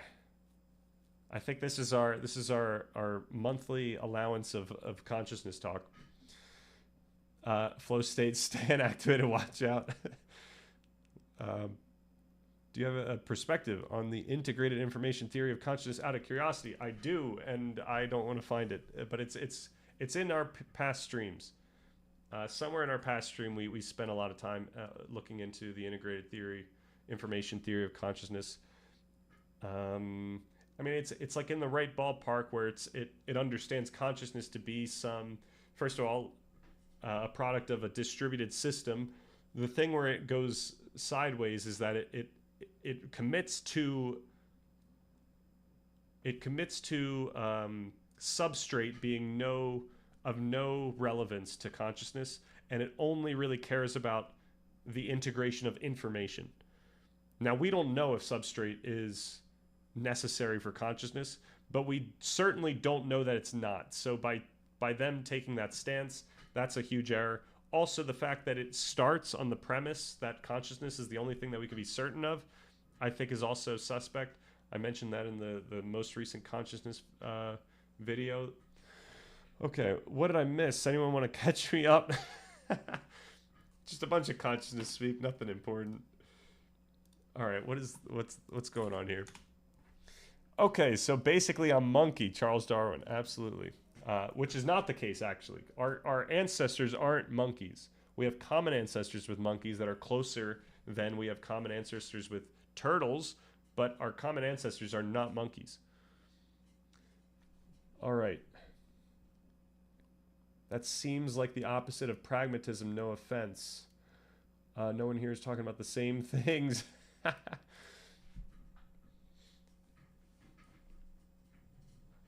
Yeah, I think when people usually talk about pragmatism, they talk about how these things just happen, like how these things play out. So like when we talk about linguistics. We're talking about these like linguistic games or whatnot, where we're leveraging words in a certain way. But I'm really paying attention to the ideas of that when we're speaking or when we're seeing something, that we're inferring, that we're interpreting in a subjective way, and then we are obviously like leveraging communication to express something according to our own view in theory, and other people are going to infer it in different ways. That's as close as we get to pragmatism. But really what I'm trying to get at with this linguistic pragmatism is just, the meaning of words is comes down to the interpretation at the end of the day. That's like the pragmatic aspect of it. Like, we got to be pragmatic about the experience that someone's going to have based on this stimuli. Like, words are just stimuli. What I'm saying right now is just stimuli. It's affecting different thoughts in your head. A lot of these thoughts you can't choose. It's like in these mindful guided meditations. Like, Sam will point out that, like, hey, when I speak, like, what is it? Like, notice that, or like, what is going on in your consciousness? Like, you're not choosing for my voice to enter your conscious awareness in the moment. Now, of course, you could say yes, and you could turn me off or close out of the stream. But if you have the stream open and you've got the sound on, then like there's nothing you can do about the fact that when I speak, that is entering your consciousness. And unless you're trained in meditation practices, when I say certain sequences of words, that's going to cause procedures of thought to happen for you, regardless of what you want to happen in that moment, right? So it's like the game where if you think about it, you lose. It's like, boom, you lost. Or it's like, don't think of elephants, and now you think of elephants. It's like that type of thing. It's like your brain is already primed to just do something in a response to a stimulus. You seem to know stuff about meditation. Can you share what the ultimate goal is for the people practicing meditation? Nirvana. Are you replying to me? Yes. Or you just want to have a retreat day like Stan, monastery maxing? I think the real answer here, Bird Baines, is that there's a bunch of different branches of cultures for meditation, and different cultures have different goals. And then, what Dom is saying is, I think where this ends up. The goal can be what you want it to be. Common Buddhist goal is either freedom from suffering or to free all beings from suffering. Yep. And then with a bunch of subtleties for the sub groups. But do whatever you would want. This document's going to talk about how you can leverage these practices for like very specific goals, whether that is to, very specific, I should say, skills in theory for any goal. So skills that help you out regardless of what goal you're trying to pursue. That's why that's why we're spending a whole month here. These techniques are so effective that you can leverage them regardless of what you care about.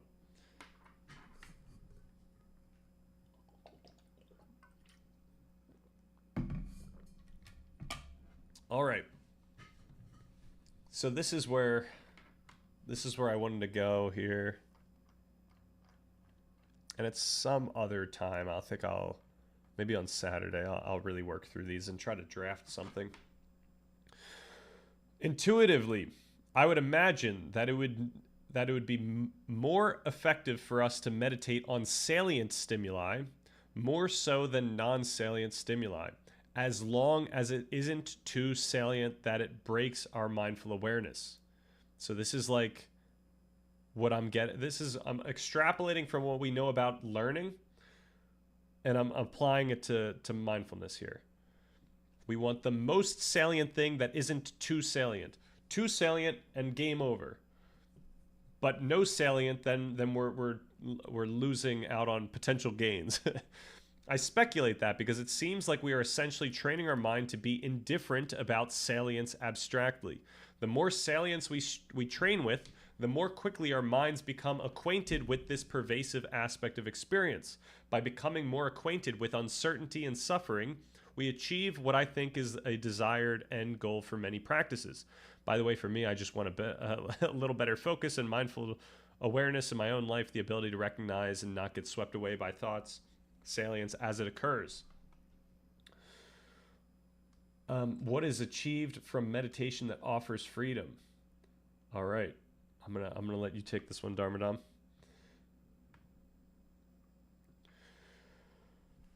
A little more background on my understanding. When discussing phenomenological baseline mechanics of our own mind, we have to be mindful of what a practice is doing to our brain. Through neuroplasticity, we are actually changing our brain and our subsequent experience. I think it is inappropriate to take a trained mind's observations and claim that these are more quote-unquote baseline or quote-unquote fundamental about other people's minds.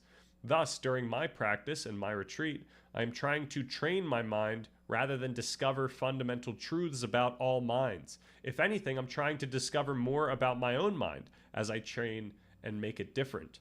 In the end, I won't find what was there all along, but rather what my mind can possibly achieve. So to sum up, I'm speculating that practicing with salience is beneficial for optimizing change in the brain. However, too much salience sabotages the operation, causing a loss of focus and therefore negatively affecting the gains, the quote-unquote gains. In this case, there is a nice balance in which we can keep focus while maximizing plasticity. Okay. So then it concedes, which of course it has to because it's AI, but it's also going off of the prompt of pushback if I'm getting something wrong, so we can give that a little bit. All right, let's strip away the traditional ontological baggage and look at this strictly through the lens of cognitive training and neuroplasticity. You're applying a progressive overload model to the salience network, which makes sense. If meditation is the act of training your executive control to recognize and disengage from the default mode network, then practicing exclusively in a sensory deprivation chamber is like only lifting empty barbells. You need some weight on the bar, enough salience to trigger a response, but not so much that your executive function collapses and you get swept away. Regarding the screen, if the video is truly static, zero cuts, zero pans, zero artificial focal shifts, then the visual input is simply photons hitting the retina, and the burden of directing top-down attention remains on you. The medium is less relevant than the mechanics of the stimulus. With this empirical training focus framework established, here is a revised schedule, blah, blah, blah, and then it just gives me a schedule. And then it says operating the schedule. The most critical moments of this retreat are the exact seconds your timers go off, particularly after the philosophical blocks and strength training. Notice the friction in the brain when switching from a highly engaging task back to neural observation. I actually didn't even notice this. This is a great idea. I gotta put this down here. It's just like an idea.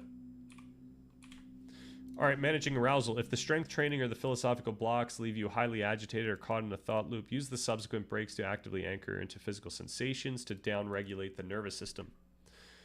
Okay, and then I say, okay, before we move on, can you engage with my speculations, not for the sake of this retreat, but for my own learning? Is this sound? Given what I know about predictive processing, it would seem like the way in which to reduce the pull of salience. So these are like the most important speculations I have right now, which I think is going to guide how I look at these teachings, because I end up at this. This is not to like dispel teachings. I'm trying to end up at the teachings, and I'll make that apparent in my responses here. Given what I know about predictive processing, it would seem like the way in which to reduce the pull of salience, which usually steals our conscious focus by igniting into the global workspace, is to expect it. In other words, to integrate it into our priors. Now it seems to me that meditation is the means to build familiarity with these experiences, thus making them literally less significant for us. The true kicker is that these teachings seem to have discovered that by noting, in other words, articulating an experience, it's easier to identify the experience as it happens. I imagine that this is the case because we affect a more granular or nuanced pattern to expect and notice, and thus can more easily internalize it such that we don't have to consciously notice it in the future, just like how we generally learn information. Finally, so like when you study for a test, you have to exert a lot of effort and attention on the things that you're studying to the point, and then eventually you get to a point where you can hear the word, or you can think about, the question during the test, and the answer just comes to your head. Like, you don't have to do too much hard thinking about what you're dealing with. You've already ingrained it, or internalized it. It's already ingrained. Finally, these teachings discovered that by abstracting all experience under certain conceptualizations, for example, suffering, emptiness, energy, etc., this allows practitioners to expect and notice much more abstract patterns of experience and thus internalize them so that they don't steal our conscious attention, leading to experiences that they call equanimity or nirvana. That is my speculation based on what I know. How likely / evidenced / explored is this type of interpretation? Okay. I should respond to some things.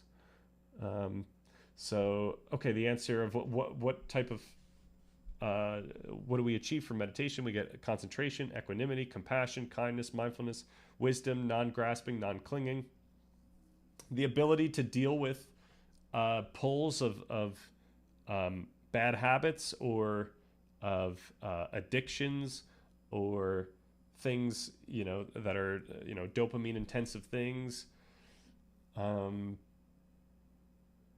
You're describing a dispassionate state of mind, and that state offers freedom. Depends what you mean by dispassion, but I don't think I describe anything negative. Not clinging to things that have passed is of great value. Equanimity is profoundly valuable.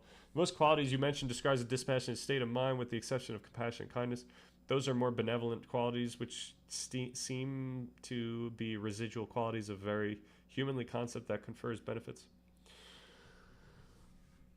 Yeah, so, I mean, there's a lot of things. You gain the ability to regulate your emotions. So if there's like a negative emotion that is occurring, you're able to either just, first of all, not have it, because a lot of this stuff is just inherent and you just kind of gain the skill. But also you gain the skill to be able to notice it and to basically dispel it the same way that I'm describing here. Like if you could really pay attention to the emotion to see what it is, right? Like what is its phenomenal qualities, then you get to the point where you can willfully regulate that emotion in real time.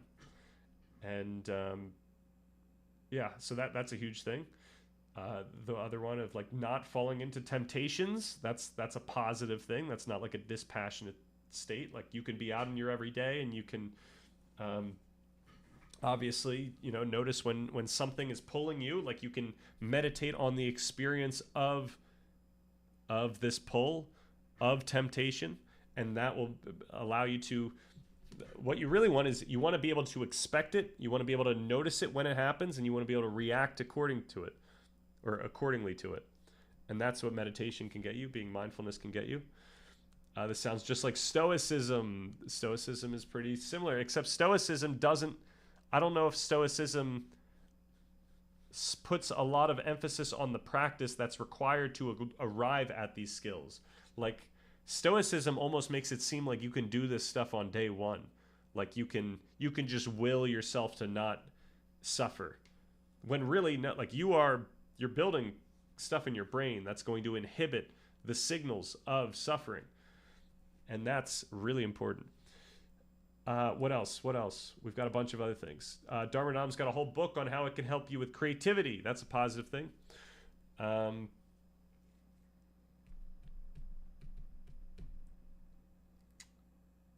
We know that there's so many positive effects of what's the word I'm looking for? Gratitude. And so being more mindful and more, gratitude can be a meditation practice. And that has positive mental well-being effects. Also, there's just a lot of effects that we get from empirical studies, just like straight up higher positive well-being, lower rates of anxiety and stuff like that. Like we just know that this thing can give you so many things that we know are positive. Was Marcus Aurelius cooking? Maybe, probably he was cooking, but we'll see. We haven't looked into Stoicism too hard yet. I think this is the core difference in goals and perspective that Buddhist pursuit possesses versus that of free thought. Our goals are different in its use. Common to confuse indifference for the Buddhist ideal. I am low cortisol maxing. Yeah, we're trying to low cortisol max. Okay. So, okay, the speculation maps onto the leading edge of computational neuroscience and cognitive science today, specifically the intersection of predictive processing, active inference, and contemplative science. So researchers like Friston, who we've heard, Anil Seth, and then Laukkanen. We've seen Laukkanen in consciousness reports and predictive processing reports. I haven't seen Helene Slagder are publishing papers detailing almost exactly what you've hypothesized here. Let's break down your interpretations, validate where it aligns with contemporary science, and apply some rigorous pushback where the mechanics slightly diverge from the evidence. So salience, priors in the global workspace. We're back. All right, your premise that salience steals conscious focus by igniting into the workspace and that we can reduce this pull by integrating it into our priors is accurate. In the predictive processing framework, the brain is a prediction machine striving to minimize prediction error, blah, blah, blah. Salience in this model is equated to precision weighting. When an unexpected stimulus occurs, the brain assigns it high precision salience, forcing the prediction error up the cortical hierarchy into the global workspace to update your conscious model of the world. By practicing meditation, you are intentionally confronting highly precise sensory data, so an itch, an intrusive thought, external noise, and training the brain to update its priors to expect these occurrences as normal, fleeting phenomena. When the prior expects the noise, the prediction error is minimized and the stimulus no longer hijacks the global workspace. The mechanics of noting, your intuition about noting, articulating an experience, is on the right track, but the exact mechanism operates slightly different than you proposed. You suggested that noting creates a nuanced pattern to expect, allowing us to internalize it so we don't have to consciously notice it in the future.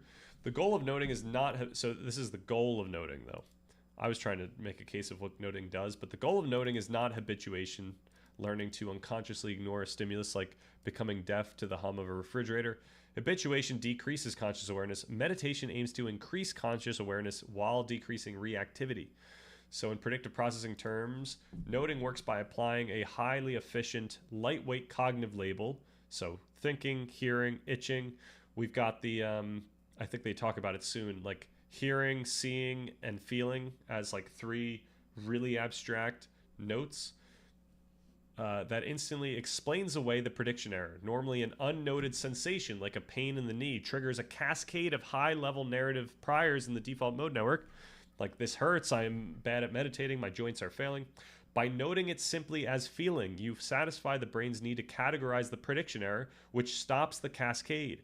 You remain completely conscious of the raw sensation, but you prevent it from recruiting the narrative suffering-producing networks of the brain. All right, so then we get abstract concepts as super priors, emptiness and permanence.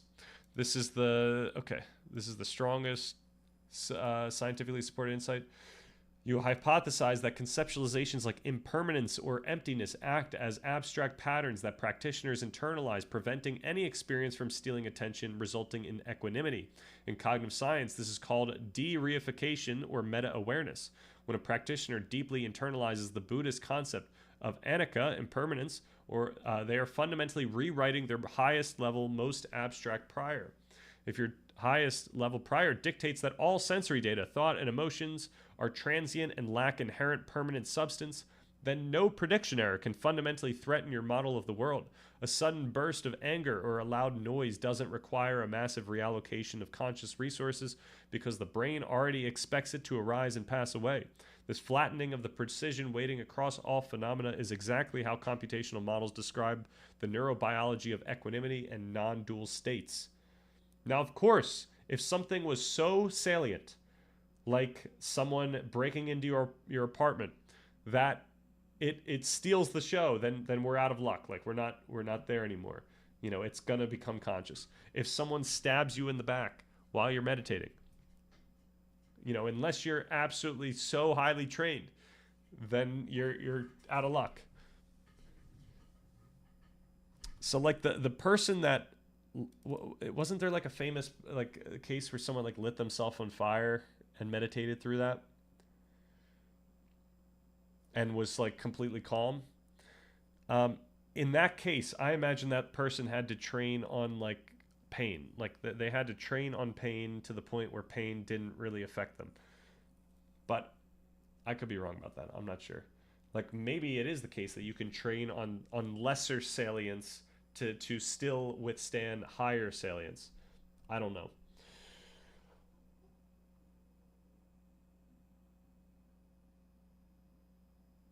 Just trying to understand your position. Okay, I'm not familiar with free thought. Yeah, okay. What is free thought? It's a highly critical movement that is highly similar to Buddhist pursuit of freedom in terms of process, but our goals are different. It's hard to summarize it here, unfortunately.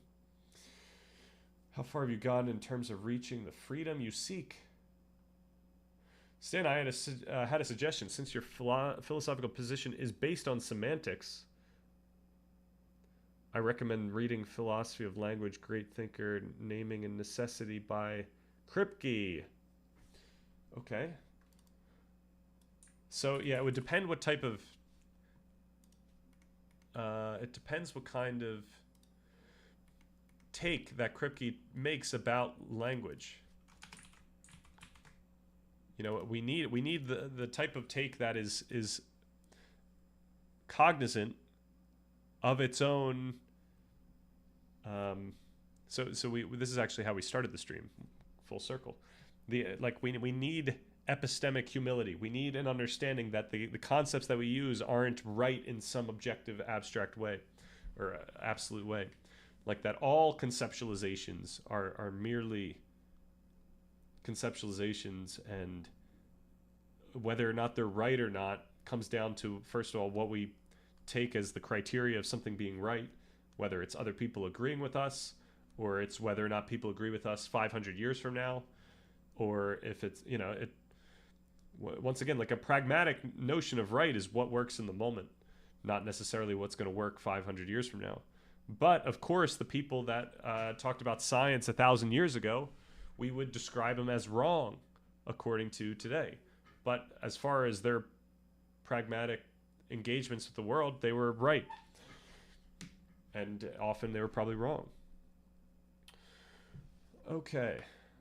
But I appreciate the suggestion. Do we have another Kripke in here? Yes. Oh, we already had it. Naming and Necessity by Saul Kripke, a seminal work that addresses issues of necessity, identity, and the philosophy of language. We have in To Do Part 1 for Philosophy and Metaphysics. So I'm going to get rid of the redundancy. I would like to, when we're going through these Part 1 sections as we're doing our roasts, for me to check out the To Do section and see if there's anything I should start researching to integrate. There's the aspect that when physics or mental suffering comes, I can handle it well, or even things like anxiety I can get rid of in a few minutes, but then the last month's contentment has become way more salient, like not feeling like I need certain things to be happy. That's really cool. That's awesome. And that's like the type of thing that I think we can offer for anyone. I think meditation is a human-wide opportunity. It's not like just some people have meditation minds and other people don't. It's like, this is a thing that if anyone were to do it, they would build these tools, provided they, I guess, cared to do it and followed a safe practice.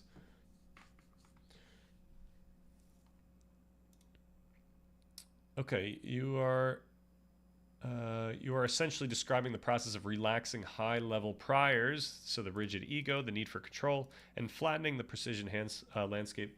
You are not training the mind to become indifferent. Oh, look at that. You are not training the mind to become indifferent or to push things into the subconscious.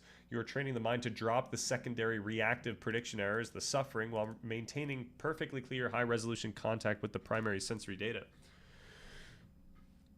Okay. And then I say, I understand that the goal of noting is not to internalize. I'm making a case about what it actually does and how it affects your experience when you aren't intentionally engaging in noting meditation. However, as you mentioned during the noting meditation, it also functions to limit the chaotic cascading effect of these experiences. Now, the truly awkward issue to deal with, which I mentioned briefly, is to consider how much the practice relies on these conceptualizations, rather than these conceptualizations being some ontological facts about all, even untrained consciousness. Based on our discussion, I would argue that it would be inappropriate to say that an untrained mind has a quote unquote fundamentally lower layer or baseline truth. What leads someone to experience this type of phenomenological truth at least must involve practice, and I would argue it also involves guidance. And what I really mean by that is priming someone's mind to think about experience in a certain way, which ultimately affects the person's prior expectations, which affects the person's experience, which affects their reported findings. Are any of scientists making this nuanced, albeit perhaps highly controversial point? I understand that a lot of scientists who are interested in this stuff are already immersed in Buddhist teachings, so perhaps they don't have the philosophical background to make this distinction, which I think I've acquired from thinkers like Heidegger and Brandom. Okay. You just articulated the central fault line in contemporary contemplative science, and your philosophical instincts are right. You're describing, okay, blah, blah, blah. Let's get it past the glazing. You're describing the debate between perennialism, the idea that meditation uncovers a universal preconceptual baseline truth of consciousness, and constructivism, the idea that meditation enacts or constructs a specific mode of consciousness heavily dependent on cultural, conceptual, and linguistic priming. Now, obviously, there's like shared skills that you're getting regardless of the concept in theory. Like you're building these parts of the brain that are, in some sense, decoupled from the cultural aspect. So, like, you know, getting a larger hippocampus is perhaps, you know, separated from the actual contents of our expectations. You're not alone in this critique. While it is true that many neuroscientists studying meditation are heavily influenced by Buddhist exceptionalism, there is a rigorous growing faction of cognitive scientists and philosophers who are making your exact point. So, okay, the constructivist critique of neuroscience. The idea that an untrained mind has a quote-unquote fundamental baseline that is merely waiting to be uncovered is what philosophers call the myth of the given, the illusion that there is an unmediated raw reality we can access if we stop thinking. In the predictive processing framework, there is no such thing as an unmediated baseline. All perception is an active construction. When you apply this to meditation, the implications perfectly align with the speculations. Evan Thompson and neurophenomenology. I was pretty stoked to see Evan Thompson come up. Thompson, a cognitive scientist and philosopher and co-author of The Embodied Mind, is the loudest critic of the idea that mindfulness reveals the true nature of the mind. Drawing heavily on phenomenology, including Heidegger and Husserl, Thompson argues that meditative states are enacted. The conceptual priming, such as all is permanent, consciousness is an open space, consciousness is the only thing that is true, acts as a set of high-level priors. The practitioner is not uncovering reality. They are training their brain to actively construct a phenomenological experience that matches the Buddhist conceptual framework. Then we got Lisa Feldman Barrett shows up. I didn't expect that one. Barrett's theory of constructed emotion proves that your brain requires concepts to construct experiences. If a meditation teacher primes you with the concept of equanimity or non-duality, your brain uses that conceptual category to make sense of the flattened precision weighting we discussed earlier. Without that conceptual guidance, a person experiencing the exact same physiological state might categorize it as dissociation, apathy, or depersonalization. The guidance is the active ingredient. Okay, the Sam Harris debate. Sam Harris is showing up.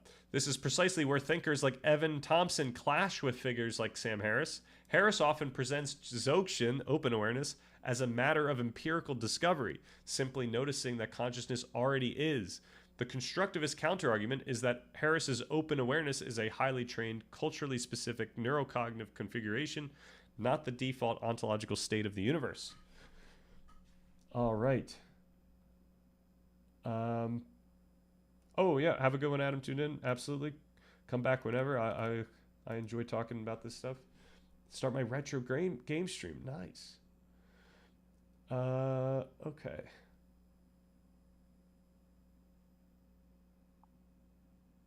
Also, noting is sort of preliminary. It remains helpful, but by second Vipassana jhana phenomena is too fast to note, and you got to drop noting.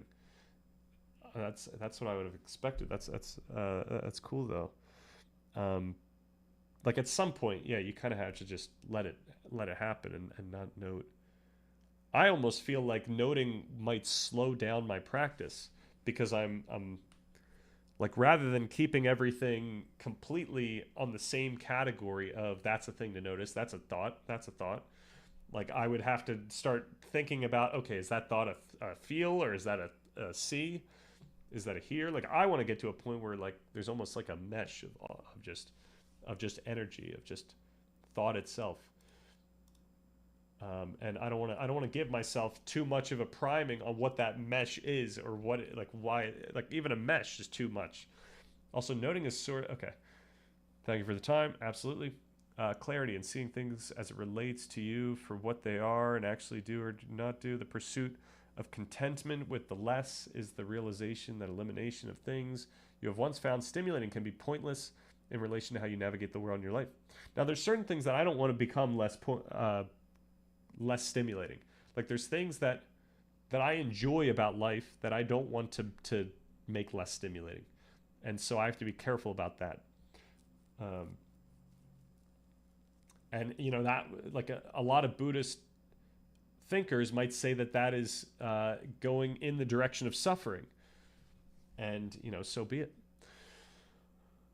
And then same with like, you know, obviously our view of morality. Like I do have to do stuff for the sake of what I think to be is right to do, and therefore I can't spend all my time trying to reach nirvana, unfortunately.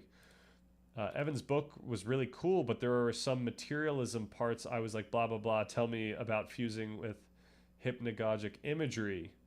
What does hypnagogic mean again? I have this. This is where my AI learning does fail. Sometimes when I just look up things, I just don't internalize it at all unless it's important. Unless I find it important, that's really the kicker. Okay, transition state between wakefulness and sleep. Right. Okay. Yeah. Right. We were talking about this literally yesterday. That's why I was primed to think that we talked about it recently. All right.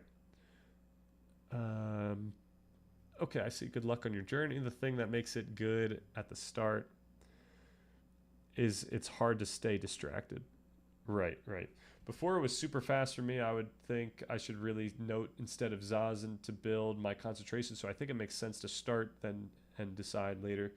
Daily experience for me, hallucinating during naps. Oh, I see. Nice, nice.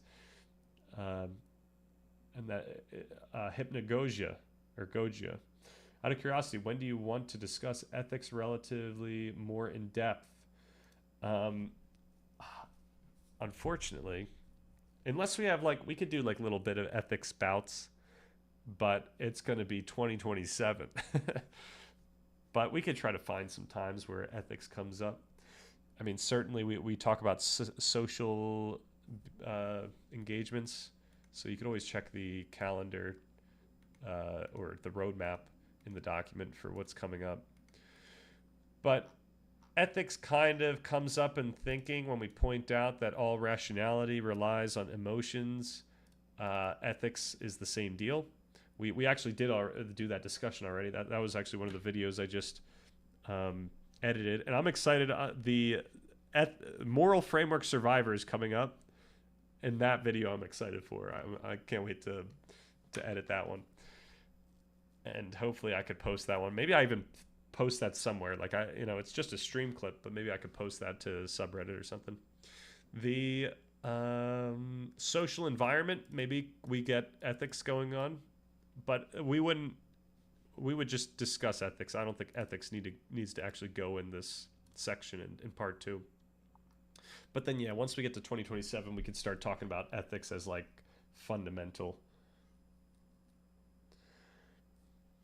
But yeah, I know ethics is fun and also really important. Okay, the Heideggerian and Brandomian lens, blah, blah, blah, blah. Heidegger argues that Dasein, human existence, is always already thrown into a world of meaning. We cannot step outside of meaning to view the raw data of reality. Therefore, the meditative act of stripping away concepts is itself a highly conceptual, meaningful project. You are not reaching a pre-ontological state. You are inhabiting a specific trained mode of being in the world. All right, and then Brandom, inferentialism. Brandom argues that concepts get their meaning from their role in social normative practices. We don't even take this view, but I was just influenced by Brandom. When you go on a retreat and listen to guided instructions, you are learning the language game of that specific tradition. You are adopting their conceptual vocabulary. You are literally, by adopting the vocabulary, you are literally reorganizing the inferential networks in your brain. All right, what this means for your practice. Your conclusion is sound. You are not finding what was there all along. You are discovering what your mind can achieve through intentional plasticity. Meditation is an optimization process. This is where it gets so Western that this is going to be so... we have to go back to the teachings to find where this is too reductive, right? This has to be too reductive in many ways. You're utilizing specific concepts, impermanence, noting, non-duality, not because they are ultimately ontological truths of the universe, but because they are incredibly highly functional, pragmatic algorithms for reducing the cognitive friction, suffering caused by the salience network. You're building a bespoke neuroarchitecture. Knowing this changes the relationship you have with your practice and your upcoming retreat. You don't need to worry about dogmatic baggage or whether you are, quote-unquote, doing it right according to ancient texts. You are simply running cognitive experiences on your own priors. Given that you are actively constructing the state rather than passively discovering it, how would you like to handle that guided instruction for the retreat? Should we curate the waking up set? No. Okay. And I say, okay, where have Thompson and Barrett most closely discussed this exact type of topic? And back to the retreat. While I don't need to worry about dogmatic baggage or whether you are doing it right according to ancient texts, I'm still wondering if my speculation about the balance of salience is right. Is it likely to be the case that optimal mental training happens in the sweet spot of increased salience and sustained attention? Is there a difference for varying combinations of valence and or arousal, and for interoceptive versus exteroceptive stimuli? And given all this, what should I be looking for meditating during my retreat? Should all the thoughtful work happen during setup as I select a schedule that I know will strengthen these skills for me, and then I can simply follow the rules with no additional contemplation? Should I be looking out for ways in which I can effectively identify, note, abstract experience? What does this discussion suggest would be highly beneficial for a day retreat? Okay.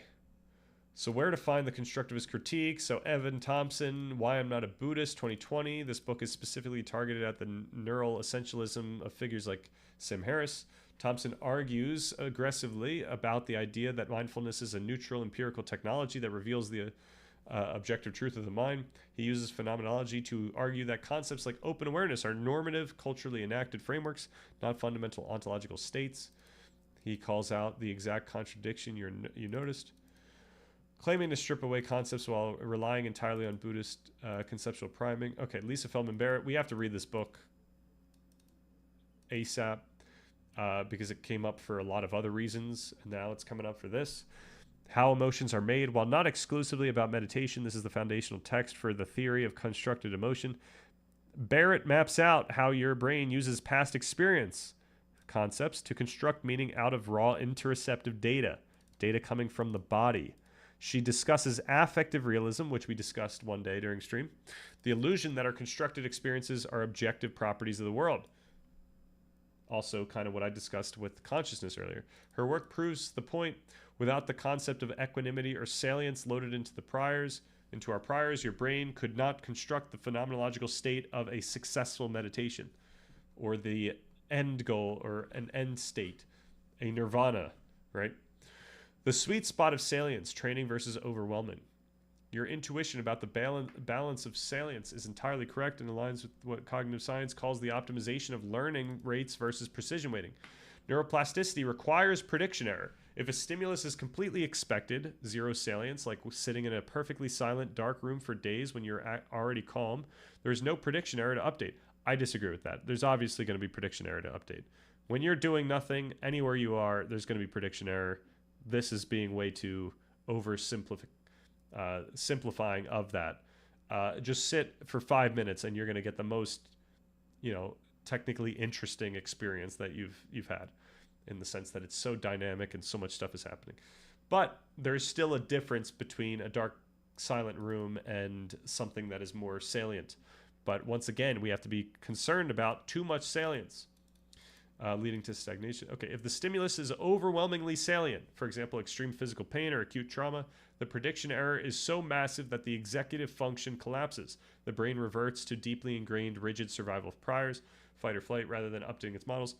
I didn't mean that far, but if we get something that's salient, like you have a football game going on while you're trying to meditate, then it might be very difficult for you to focus on what you're trying to focus on, what you're trying to pay attention for, rather than this game. The sweet spot is encountering a highly salient stimulus while maintaining enough top-down executive control to prevent the default reaction.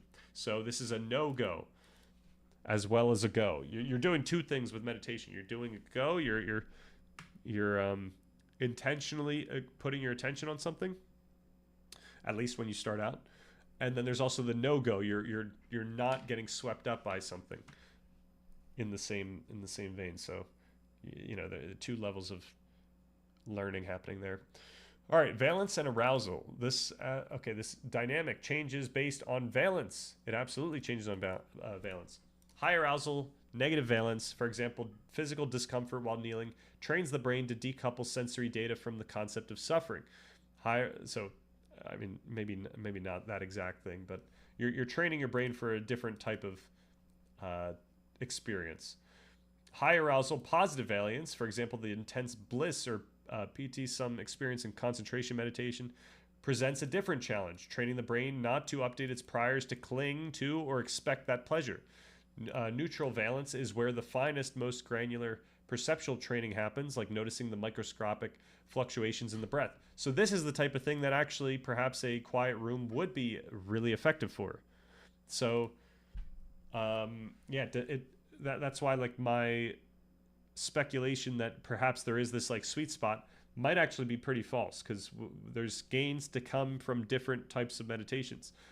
But it wouldn't be the case that you would want to get rid of any type of meditation that is stimulating, because you miss out on those skills.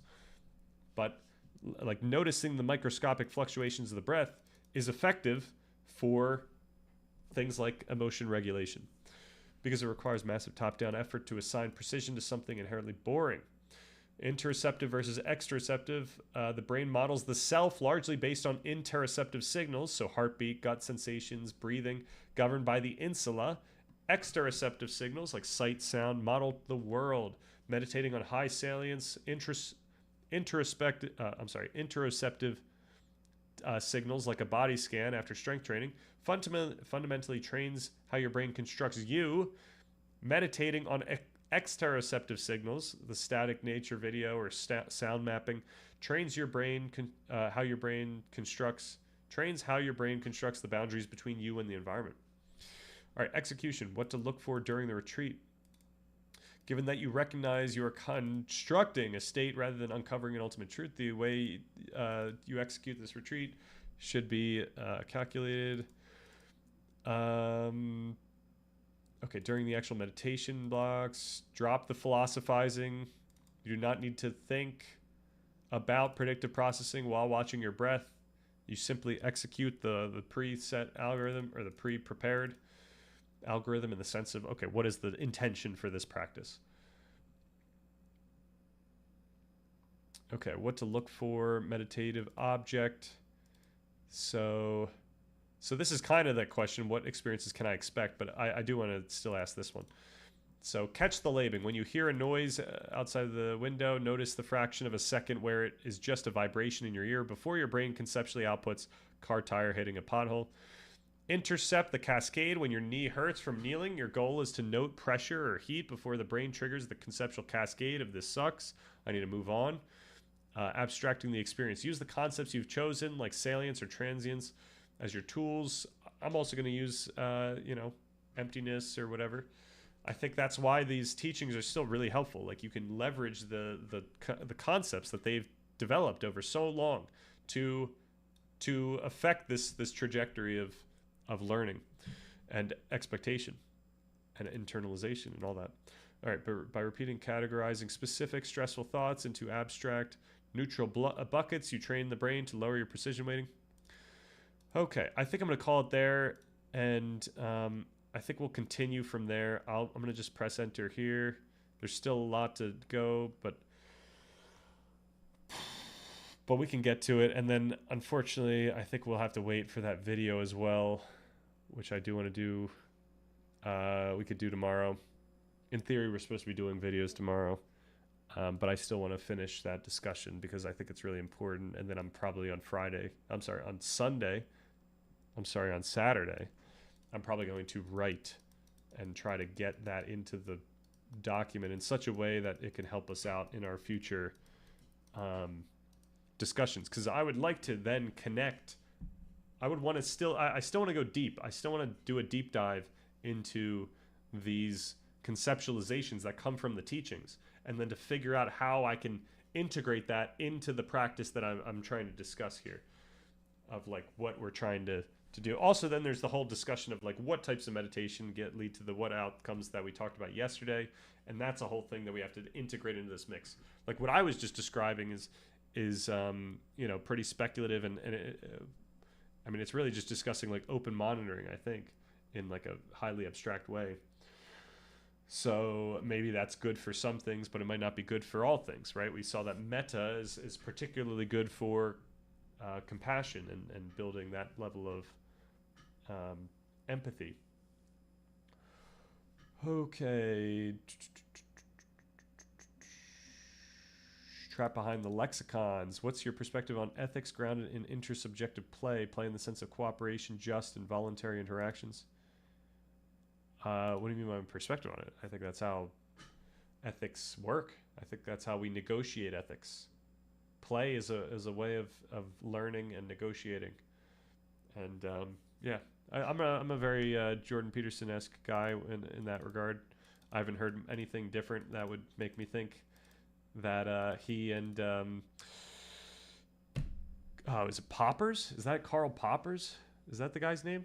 The guy who did all the play stuff and all those dynamics? I don't remember, but all right, I gotta call it here.